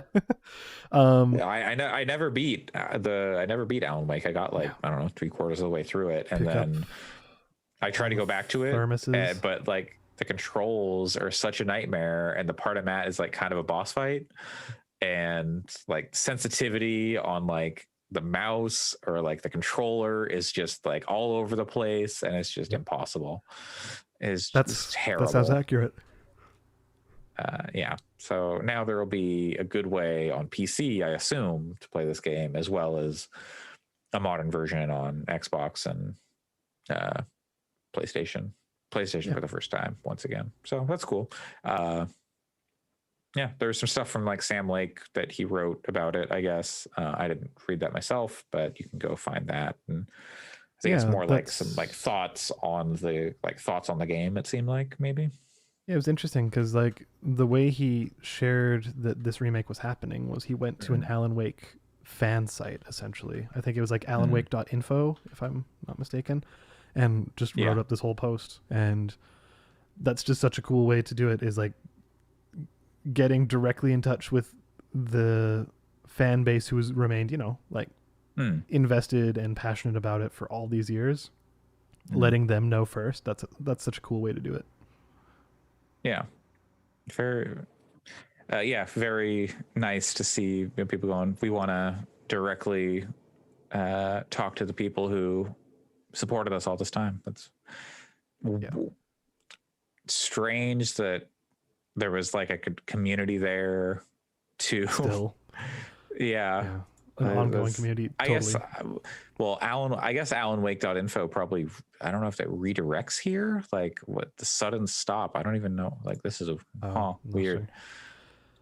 Yeah, I wonder what, like, I haven't looked too deep into it. I wonder what the Alan Wake community is now. Like, is it speedrunners or is it just people who care about the lore or what? Like, I don't know. I probably will, since Remedy was like, this is all a connected universe now. It's Remedy fans. Yeah, that's fair. The Alan Wake experience, I'm sure, brought people back. Okay, so I guess it's a Remedy website now, not just an Alan Wake website. In 2012, they were like Alan Wake fan site, and then in 2013, they're like, oh shit, Quantum Break, that's not Alan Wake. Okay, I guess we'll just be a Remedy website. And so that's what this is. They just, a Remedy website. They're into that kind of stuff. The So yeah, Remedyverse. that's neat. Does Address Unknown get its own section? Address Unknown, maybe. Let me. Okay, where is it? Or any of the other Max Payne TV shows? Live action series, Alan Wake TV adaptation, Bright Falls miniseries. Nope.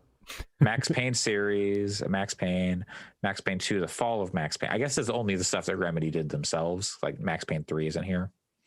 Oh, yeah. But yeah, I think Address Unknown was like the stuff that plays on the maybe. TV in the background. Oh, it was, maybe there's something, but that probably in the Max like, Payne I 2 guess, section. Yeah. But we don't have to dive too deep into that. You can do that on your own time. Yeah. I'll make that address known soon enough. Next up, Wata, the game grading firm, is being accused of selling large numbers of its own games.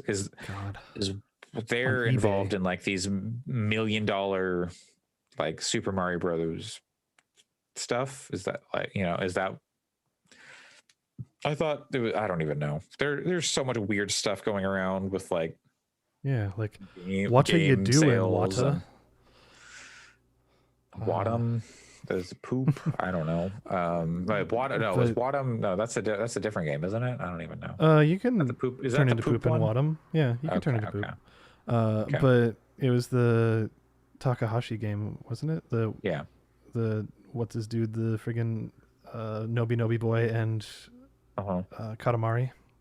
Yeah. Yeah.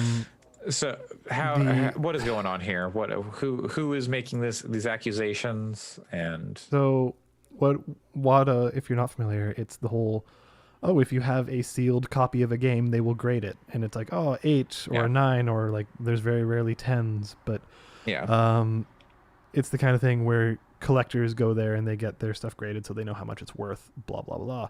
And there's been a lot of surges and things like, this sealed copy of Mario Brothers that's been sold for like $1 million. And it's like, a lot of collectors are just raising their eyebrows at that and being like, why? Like, for one, Super Mario Brothers is not a particularly rare game. Like, no, it was one of the highest selling games of the 80s, in fact. So the idea that there's a sealed one of those being around is not too shocking. Versus something way rarer, like even like what was the Nintendo World Champions version that had like Mario and stuff. Like, if there was a sealed copy of that might be more reasonable to be worth that much. But like, there was a lot of eyebrows raised at the Mario stuff in particular, and then there's just been more and more weird stuff to where some investigations have taken place, and now one of the co-CEOs of WATA has been kind of proven to be selling some of their own, quote unquote, like the stuff they have graded and put it like 8 or 9 plus, doing it directly on eBay for like ridiculous amounts of money. And it's like, it's weird. It seems like it could be some like money laundering. It could just be like taking advantage of their own scoring system. Like, is it? So they have been shown to be selling, like, this is like legit. They are selling their own games, or like selling games on this. It looks eBay to be the case. Yes. Are they buying their own games? Are they like that? I don't know. And then like they're just like funneling the money around to like jack up the prices. Because that was question. like I'm not sure. That was like one of the things people were saying with like the Mario Brothers thing, because WATA like graded it, but then there's like auction houses that are like doing these like massive prices on these games, and then there's like I don't know. They're like Grub Snacks from Giant Bomb was like kind of going into a little bit more of this. And some YouTuber did like a thing, but Jeff Grubb was like, I like looked into this, and like what this person is saying, I couldn't write that because, I would get like sued for defamation. But basically people saying that, people are basically jacking up the price, like, buying their own games, or like, doing like circular selling and trading and stuff like this, and just like, they jack up the price so that way their collection is seen as more valuable, Yeah. And then like there are these auction houses that are now doing like this has been going on for a while. You can buy a share of an item, and then when Oh. it's sold, you can make money on your share, I never heard or of you can that lose one. money depending on That's how. So you're stupid. buying a share of an auction item, and then like That's a bunch of people go in bizarre. on an item, and then you get money back based on for however much it's sold for. Yeah, I'll put a link in the description to an article that details exactly what's been going on with this WADA stuff and how it's been kind of approached and how this stuff was kind of uncovered. It's really interesting. It's really bizarre, and just it it stinks, and it makes like legitimate collectors pretty upset. For good reasons. And it's like you see, I think it's in the article, but you hear stories of people being like, oh, I'm selling this like sealed copy of, I don't know, Miss Pac-Man, and get the person on eBay getting messages from like WADA people or other collectors being like, hey, can you jack up the price just a little bit? That way we can all make sure that we're getting lots of money for this shit. And it's like, what are you doing? Like, it's gone from like something passionate to like this weird grifting kind of thing. So like all finance stuff at this point is all just weird grifting, like NFTs. Thanks. The stock market at this point is all just like people, trying to pump and dump through. Like it's all coming down, man. Stage capitalism, baby. Like it's all like it's getting everywhere. It's all over it's all but yeah, it's real wild. Next up, this one was a doozy. I can't believe this was only in the last week. So before last week's podcast, some terrible stuff went down in Texas in terms of, or the Supreme Court basically ruling a law that would restrict access to abortions in Texas was allowed to go ahead. There could still be a different ruling in there could be another ruling based like whether or not the law is constitutional in the Supreme Court later on. I don't have my hopes up for that one based on the makeup of that court and how this ruling went. But the law basically is like the law can go forward for now. And whatever. And it's not just restricting access; it's also people are able to report people. Yes, who are getting abortions. You can like, there's like a bounty system. I think it's called. You can sue someone who gets an abortion for up to $10,000. Yep, but yeah, the whole bounty system is that's dystopian. It's disgusting. It's terrible. And people should have the right to abortion. It is a medical procedure. It is basic. It is healthcare. It saves lives. Regardless of that, it's someone's choice. Plain and simple.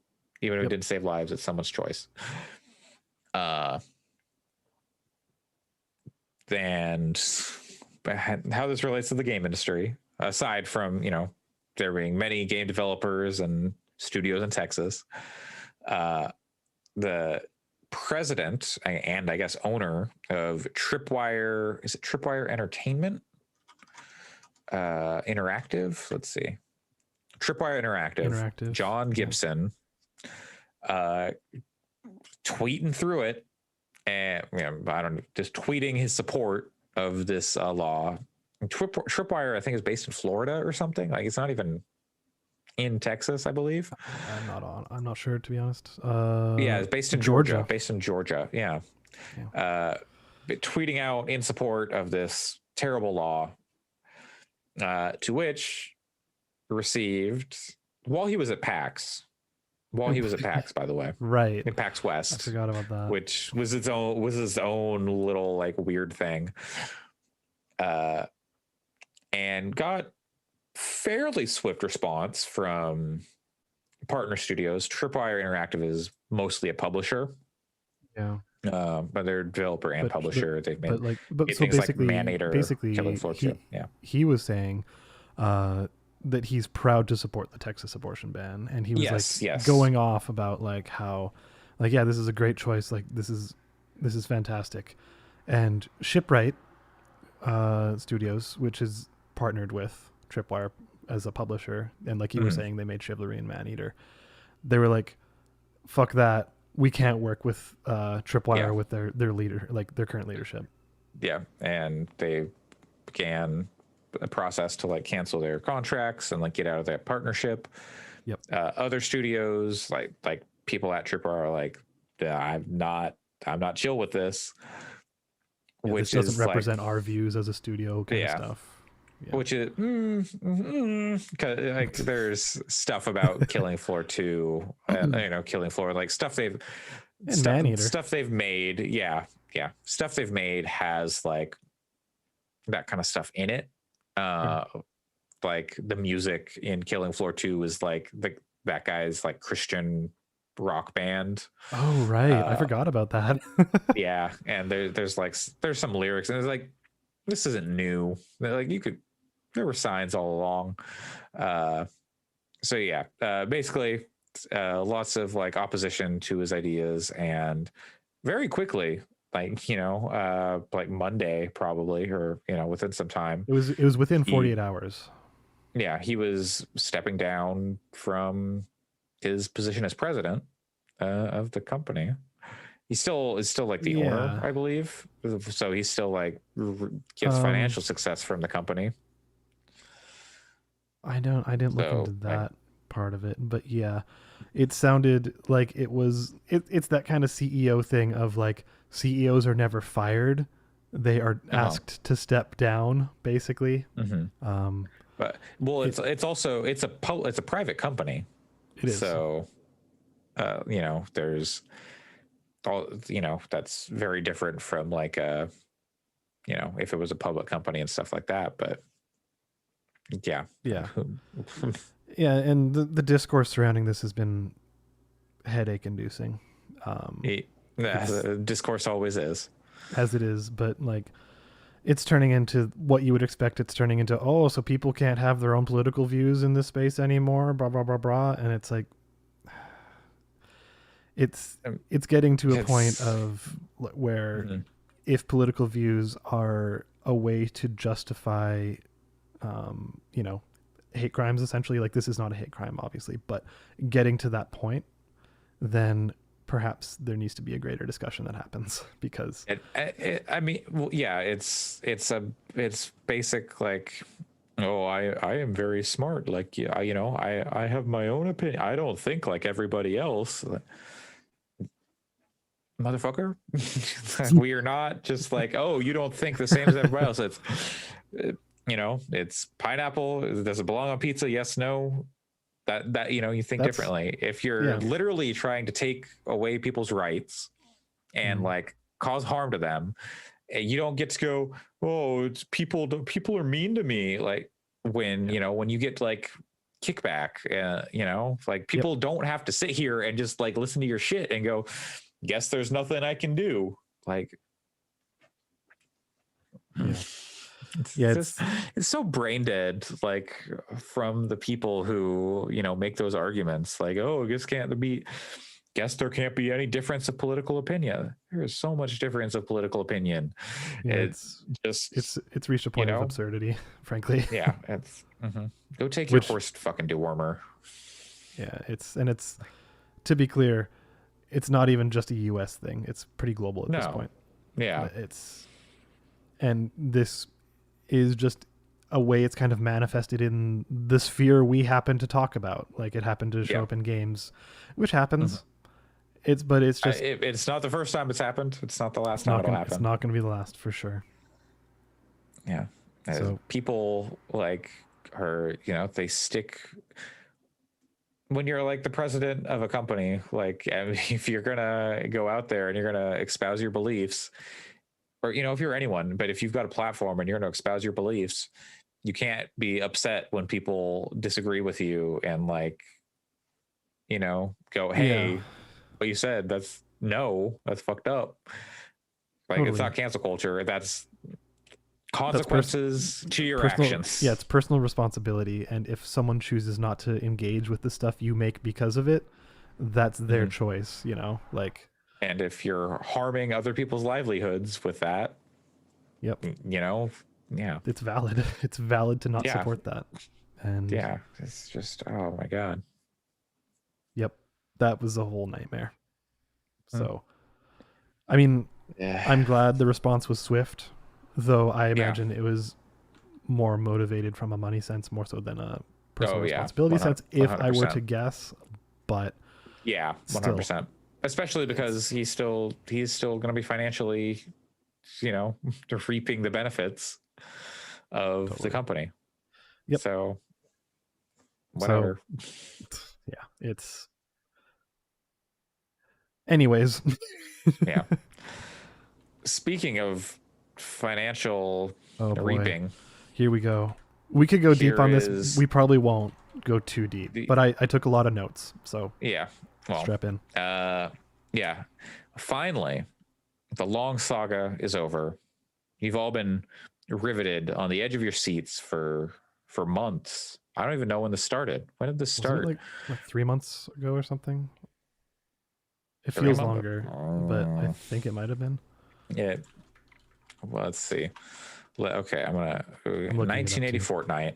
Yeah, When did 1980 August. No, Fortnite that. come out? Uh, August 14th, 2020. It has been over a year. oh, it was. Yeah.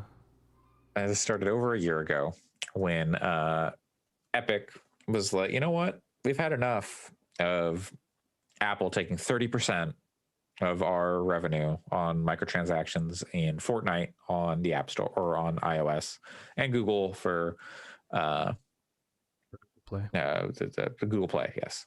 Uh, Finally, Epic Boy. Apple lawsuit has come to an end Well, with multiple rulings. The initial, there's been 4 rulings. There have been several rulings, there's been several. uh, Yeah, but and but so this to is now we're into like appeals process. yeah. But Well, this is we've gone through the investigation. We've gone through the both sides pulling out their evidence. Like Apple was basically mhm, trying, or sorry, yeah, Epic was trying to prove that Apple was a monopoly. Um, and again, like the way they did it was they deliberately broke their contract. They deliberately added like their own storefront to Fortnite. And then they had that stupid 1984 campaign using please, the 1980 same. Fortnite. Yes, yeah, where they mocked or made a parody of the 1984 Apple Yeah, ad. Basically, like Epic throughout all of it in terms of their public messaging has essentially mhm, made it like we're here, we're looking out for the little guys. We're here to make sure that everybody gets their cut. We're here to make sure that these evil overlords at Apple can't take your hard-earned money. Like yeah. that was the way they very publicly phrased everything. But that's a lie. And Oh yeah. when we get to the end of the story, we'll be able to point out exactly why that's a lie. So let's keep going, Andre. What happened? Yeah, so we finally, after the court case, one of my favorite things, by the way, is in the ruling. They talked about video games, and they said based on the discussions in this court, we could not come to an agreement on what a Of what video video game game is, is. Yeah. which is great. So funny. But they made it 2 words in the documents, so there's that. Yep. So there were, I guess, 4 rulings. Apple was in favor of Apple in all rulings but one, is my understanding. Basically. And But it should be noted, all the headlines that have come out about this are like, oh, well, most of them at least after the rulings came out was like Epic won, big takedown on Apple. Oh, woo, and like Apple's stock price suck took it, a hit. Apple. Suck it, Apple. You guys suck. Ho ho. But like, Yeah. no. Yeah. So we'll get to that. So Yeah. Epic does owe like $12 million or something to Apple in like, lost revenue and I think more for damages, maybe, or maybe that's part of the 12 million. I think it was, isn't it 30% of the 12 million? Because basically it was whenever they ran their little stunt where they were Yeah. accepting money outside of Yeah. Apple's system. I'm not sure on that. I think that's what it was. I would have to go back to the notes, but Yeah. I think it was like 30% of that because they ran it for a Maybe. specific amount of time and then like had a sale. And it's like, okay, so you broke you breached contract and you owe that as well as some kind of reparations based on the fact that you broke contract and a whole bunch of other stuff. Yeah. Epic's gonna be fine through that. Like they'll get it through okay. Don't worry about Epic, everybody. They're fine. Yeah. I mean, their store could use some help. Maybe that 12 million would help get like a wish list on that store or something. Let me put multiple items in my cart, but God, that's a fucking thing. A bad story. There will not be an Epic or any third-party store on iOS. Can you still put third-party stores on iOS if you jailbreak? I don't know. That used to be a thing. Sure about that. You could jailbreak and get alternate stores on, but but Fortnite isn't coming back. And so that's interesting. And like, their dev account. Yeah. Dev account is still banned. But hey, Apple, fair play to Apple. So and then part of the trial, Epic, I think, wanted to terminate like Unreal Engine. Well, they are free to. Like, they are able to. So before there was like the court ruled no, you can't cut off Unreal Engine. Like that has to be allowed to go because it impacts other developers. Yep. But now, if they want, they could. Yeah, I don't think they will because Unreal is so popular. But yeah, they could if they so chose. But Unreal is so ubiquitous now and used for so many games, and like I don't know if there's anything on Apple Arcade that uses it, but it could. Oh, I'm almost positive that multiple games do. Yeah. Yeah, probably. So, but it would be a big foot gun if they did that. So they should. Yes. What are they going to use? Unity? Godot? Phaser? Weebs? But so yeah, like the only thing that Epic kind of won on was how that apps and games and whatever can now do in-app purchases outside of the iOS store. And that's the part that like most of these articles are like, oh, Epic won, Apple's forced to concede this point. Hey, this is the best thing ever for gamers and for developers, and yay. But no. This ruling was already made in a different case like 2 weeks ago. Yeah, well, kind of. Like this does expound upon that a little bit. It does expand and make that ruling better because that ruling was like shitty, but it's like it's marginally better. Like it's not a big win. It makes that ruling matter because that ruling, the way it was written, was nothing. Yeah. Like, so to explain the way it works, so in case people haven't read articles and they've just seen headlines, like Apple has made it so that like devs are now allowed to have purchases outside of the app. So that means it has to be on a website, basically. It has to be a button on a website. And if that happens, then that will not be handled by Apple directly. But anything within an app, like if you're pushing a button in the app that does not lead to some external website that opens a browser or whatever, you still got to use Apple Pay. You still got to use their infrastructure. Like that's still how it is. And the thing is, like, that sounds like a win. It's like, oh, now people can subscribe outside. And this was kind of the thing that, like, if you had Spotify, if you were on iOS, you could not tap a button to be like, I want to subscribe and have it bring you out, like, outside of the app or anything. It's just, if you wanted to do it, you had to do it on your computer or an Android device or whatever.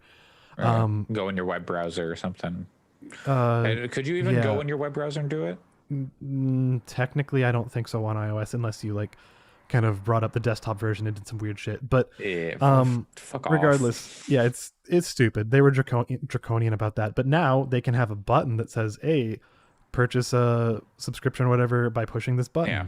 And the thing is, that sounds great, but Apple still gets a cut of that. Um, like even if it is made outside of Apple's ecosystem and it's still on iOS, it's still subject to fees. The percentage when I was looking at it was unclear, but I think that comes down to the contract, whatever contract they have. Like that kind of the same thing of like, 30% cut for normal devs, but these bigger ones, it's a 15% cut on the App Store or whatever. But I mean, so yeah. I it's mean, probably if Apple variable. doesn't have to if Apple doesn't have to process stuff, maybe that maybe it goes. Oh, maybe it's like 15. We'll do 20%, 15%. Yeah, it's unclear right now. Yeah. But and to be noted, Apple does have the right to look at the studio's books, like just to confirm that they're paying their cut to Apple. Be like, okay, you sold this many things through Safari or whatever, and you paid us 20%. You're good. Or like, hey, you only paid us 5%. Give us our money. So like, that's not as much of a win as people are making it out to be. So, also the thing I was talking about, or I was thinking about, and I haven't seen it show up in any articles really, is that it takes liability off of Apple if any credit card information was to get stolen.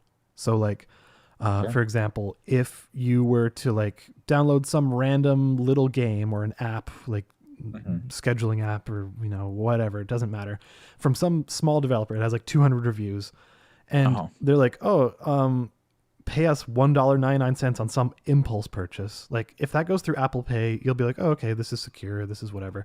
But like if you click on it and it brings you to some janky, like insecure, not HTTPS website, and it makes you input your credit card number in like a really janky way, are you going to trust that? Like, are you going to be like, yeah, some people will. But like, if their credit card information gets stolen, like, or they get hijacked or whatever, it's not Apple's responsibility. You went through this other developer's website, like, and I'm sure that'll be in the terms of service and stuff. And it to a point, like just like Google has problems with malware. And stuff stealing your information on the Google Play Store. Sure. I don't know. I assume that's less of an issue on iOS, but it exists, but it's less of an issue. Yeah, because it's, I think, a little more rigorous on the testing, but and the developer accounts and stuff.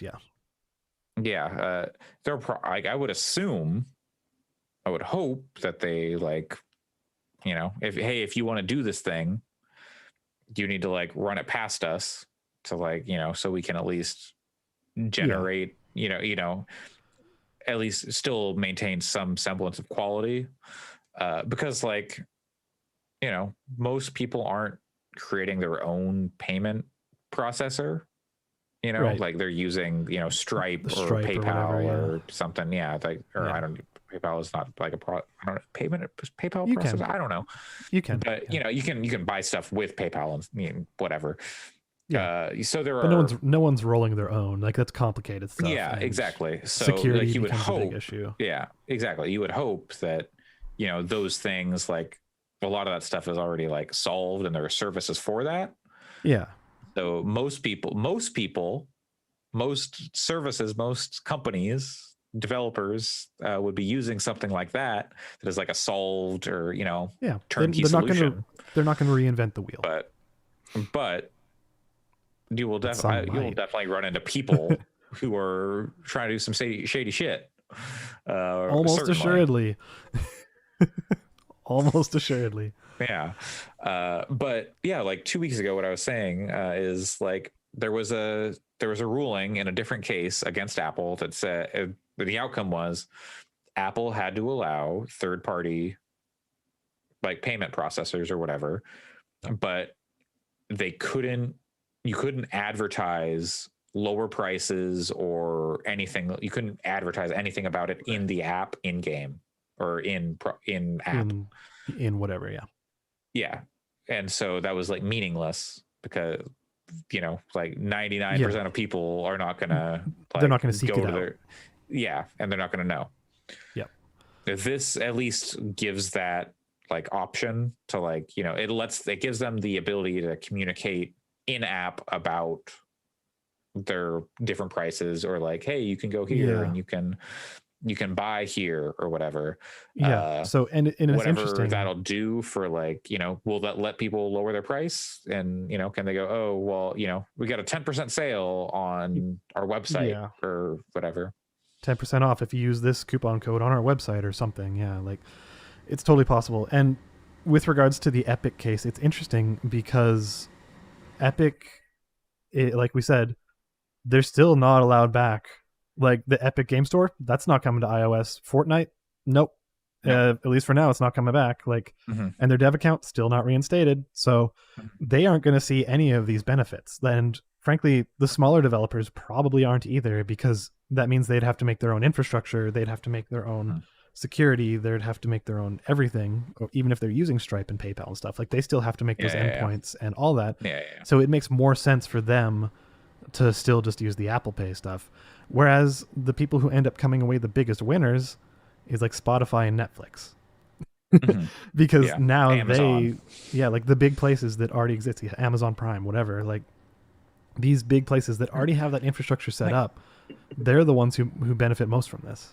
So there's just some dumb shit around like this payment stuff that is just like, why do if I want to buy a book on Kindle, on the Kindle app, on my iPad, I cannot buy that book I have to go to like, I have to, no, I can't buy it in app on my iPad. That's what I'm agreeing. I have to pick up my phone, my Android. I have to go to Amazon.com or the Amazon app, and I have to buy it there, and then I can go to refresh your library. Yeah, it's so dumb. Like what are we doing? Like, just that also makes the other ruling that the court ruled that Apple is not monopolistic, and like that makes that feel weirder. But so like Epic wasn't able to prove the core of the point they were trying to make the entire time. They just weren't able to prove it. And it comes with the side benefit for Apple and the side nightmare for the rest of us, that in long-term policies it sets a precedent so that Apple can avoid having any further regulation against them. So all of this to say is the people in the articles that are saying, oh, Epic won this lawsuit and oh, suck at Apple. No. Apple comes away the clear winner, heads and shoulders above Epic, like by a significant margin. Like it's actually very bad for Epic. And Tim Sweeney has been out there like saying like, oh, this is a loss. This is a loss for the little guys, even though like, again, they don't give a shit about the little guys. This is always about them. Like, and it's I don't know how I feel about it, because like I think Epic have been shitty about it the whole time, and I think Apple 100%. Apple, well, like everything Epic has done has been pretty shitty with this. Apple, well, I mean they're a huge corporation, so it's hard to be like, oh, I support them in supporting their little guys. No, they're protecting their business too, but now they can go into stuff with far more confidence that the courts have really ruled on their side, so they can maybe even get a bit more brazen if they really wanted to in the future. And that's worrisome. Don't they have like stuff in European courts still going through? Oh, they have lots of like antitrust I mean, kind of stuff going on.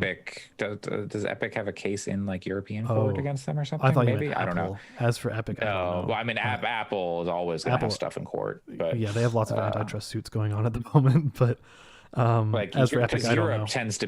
Europe tends to be more privacy focused, like privacy focused, and like less on the side of like big business.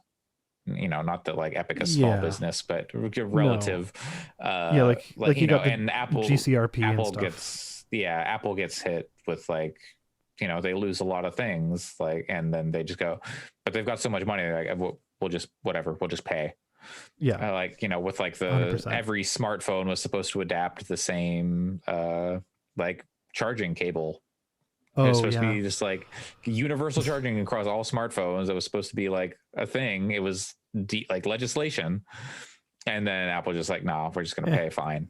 like to we'll do just our do lightning lightning. cable. Like what Yeah, the and fuck? yeah, Just like like they motherfuckers. probably did the calculus of like the threshold of like us changing these cables versus paying the fee. You know, like it Yeah. worked out that even if it was a bigger upfront cost in the end, it would work out better for them because they wouldn't have to pay Yeah. licensing or whatever. And I it don't know how keeps that works. people in their ecosystem or whatever dumb Totally. shit. But yeah.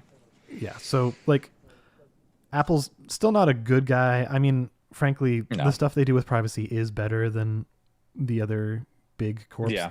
barring their stupid like scanning your images for child stuff that's affecting children thing. Like that's still weird.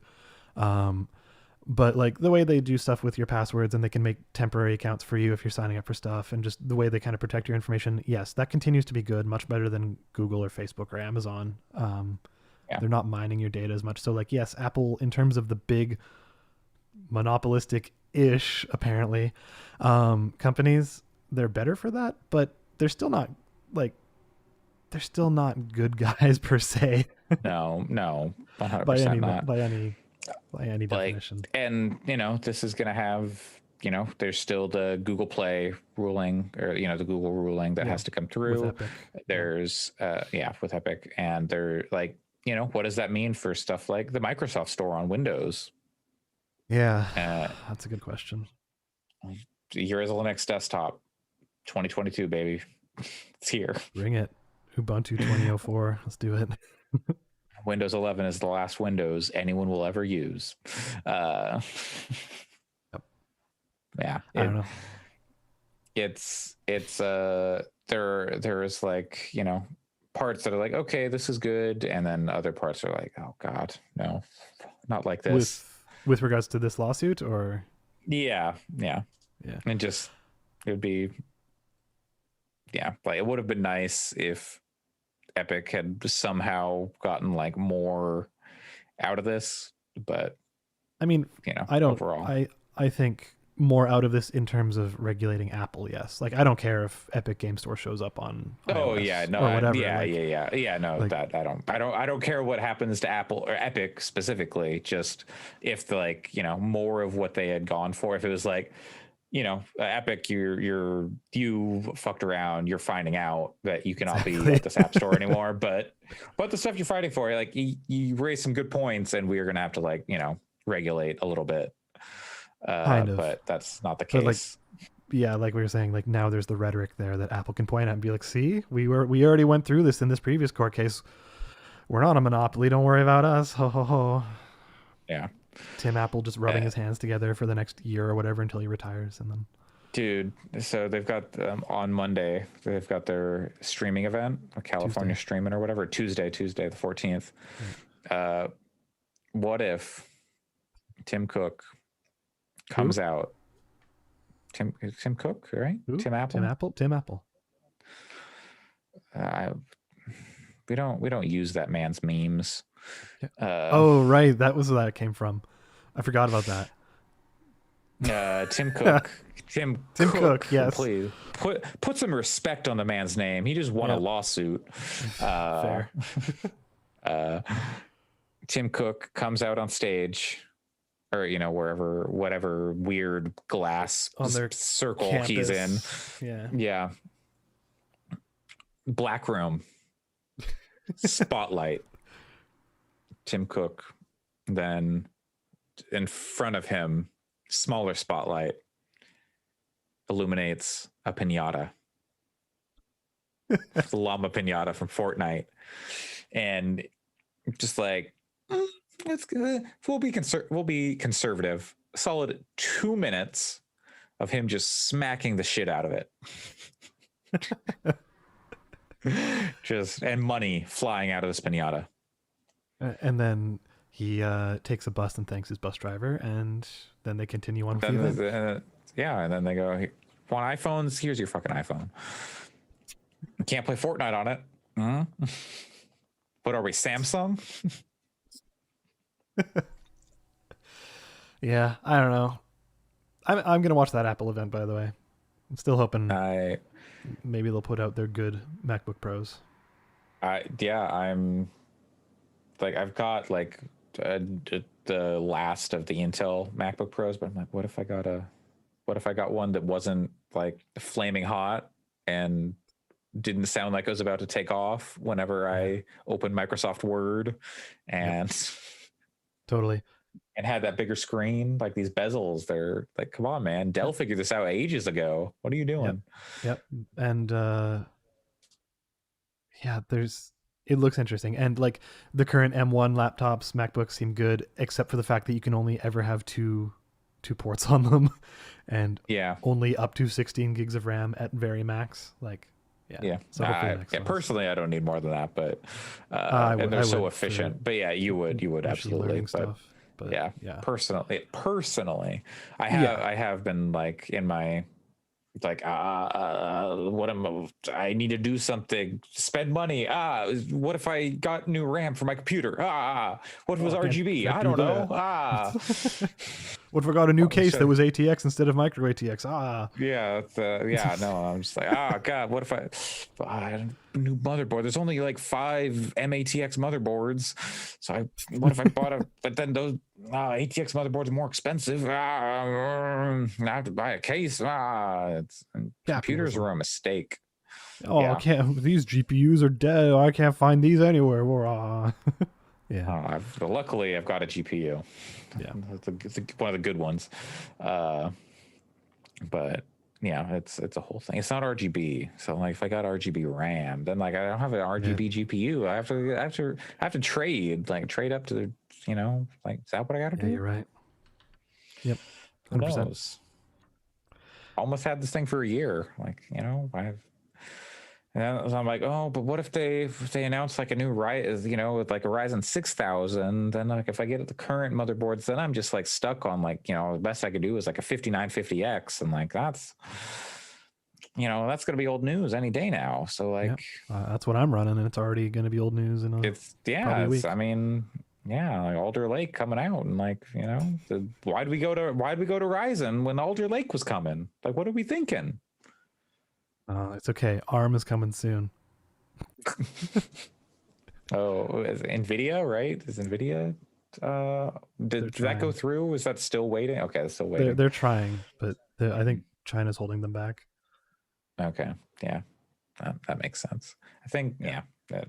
Anyways, Epic computers. Epic lost, y'all. Stop saying Epic won. You might say it was an epic fail, bro. Find us on Twitter at Fix Podcast. Yeah, find us on Twitter at Fix Podcasts. You can follow us on Twitch /GamingFix. Wherever, review us on your podcast platform of choice, if that's the Apple Podcast, iTunes. I don't know. How do you review podcasts on iOS? I don't know. Or podchaser.com/GamingFix. Yeah. You can send us questions to gaming@fix.space. I keep forgetting to send out questions on Twitter, but hey, if you follow us on Twitter, you can see our questions. Thank you to Jeff Davis at Stranger Peace on Twitter for our theme music. As always, they do. You can find work. Yes, they do. You can follow them on Twitch too at the same handle. Support them on Patreon. You can follow. Is that a thing? Oh yeah, it is. You're right. Yeah. Just go to their Twitter. You can find all that good stuff. You can find me, Andre, aka the Wet Gamer, aka your partner's favorite frozen pizza. I feel like maybe I've done that one before. I don't know. Maybe. I'm still waiting on the Wikipedia that has all my AKAs. You can find me on Twitter at Coleslaw, COLE. Coolslaw. There we go. Coolslaw. I got my. I wanted to like go back and like try to unify all my branding, but then someone took Coleslaw and they got banned. Like, what do you? I didn't know about the banning part. That's just gone. That's just gone. Like that's like it's never coming back. It's a lost cause. Yeah, like come on, man. At Coolslaw, COOLSL4W. You can find me on Twitch. I'm trying to stream on Sundays for me, Saturdays for the rest of y'all. So like by the time this podcast is up, I might be streaming. Definitely by the time this is up. I don't know. Maybe not by the time you're listening to it. I won't be streaming. This is going to be up in like Well, 2 hours. I don't think you're going to be streaming yeah, in no, 2 hours. no, I am not. But if you've listened to this in 2 hours, before like 8 p.m. Pacific time, Yeah, then you it's could possible. head over to Twitch slash COLESL4W to follow me on Twitch, where I'm going to try and stream on Sundays my time going forward. And Alex, where can people find you? Clicking cookies, potentially on the moon or something. Wearing Okay. Wario's, and I don't know. I might go to Nanaimo sometime this weekend. You like where do you if dogs wore Warriors, would they Uh-huh. wear them like on like all their like on all four legs or only on the back legs and then like up over the butt? If a Wario could wear Wario's, How many Warriors could a Wario wear if a Wario could wear Warriors? yes. And the pants would be however you picture it right in your mind. So probably on the head for the dog. Mustache on the dog too. With farting in the background for the music, yes. And instead of the dog isn't fixed, but instead of balls, it just has a bag of money. Cycle. That's gonna do it. Thanks for joining us. Stay wet, gamers. Sam. Okay, bye. Bye. Nailed it.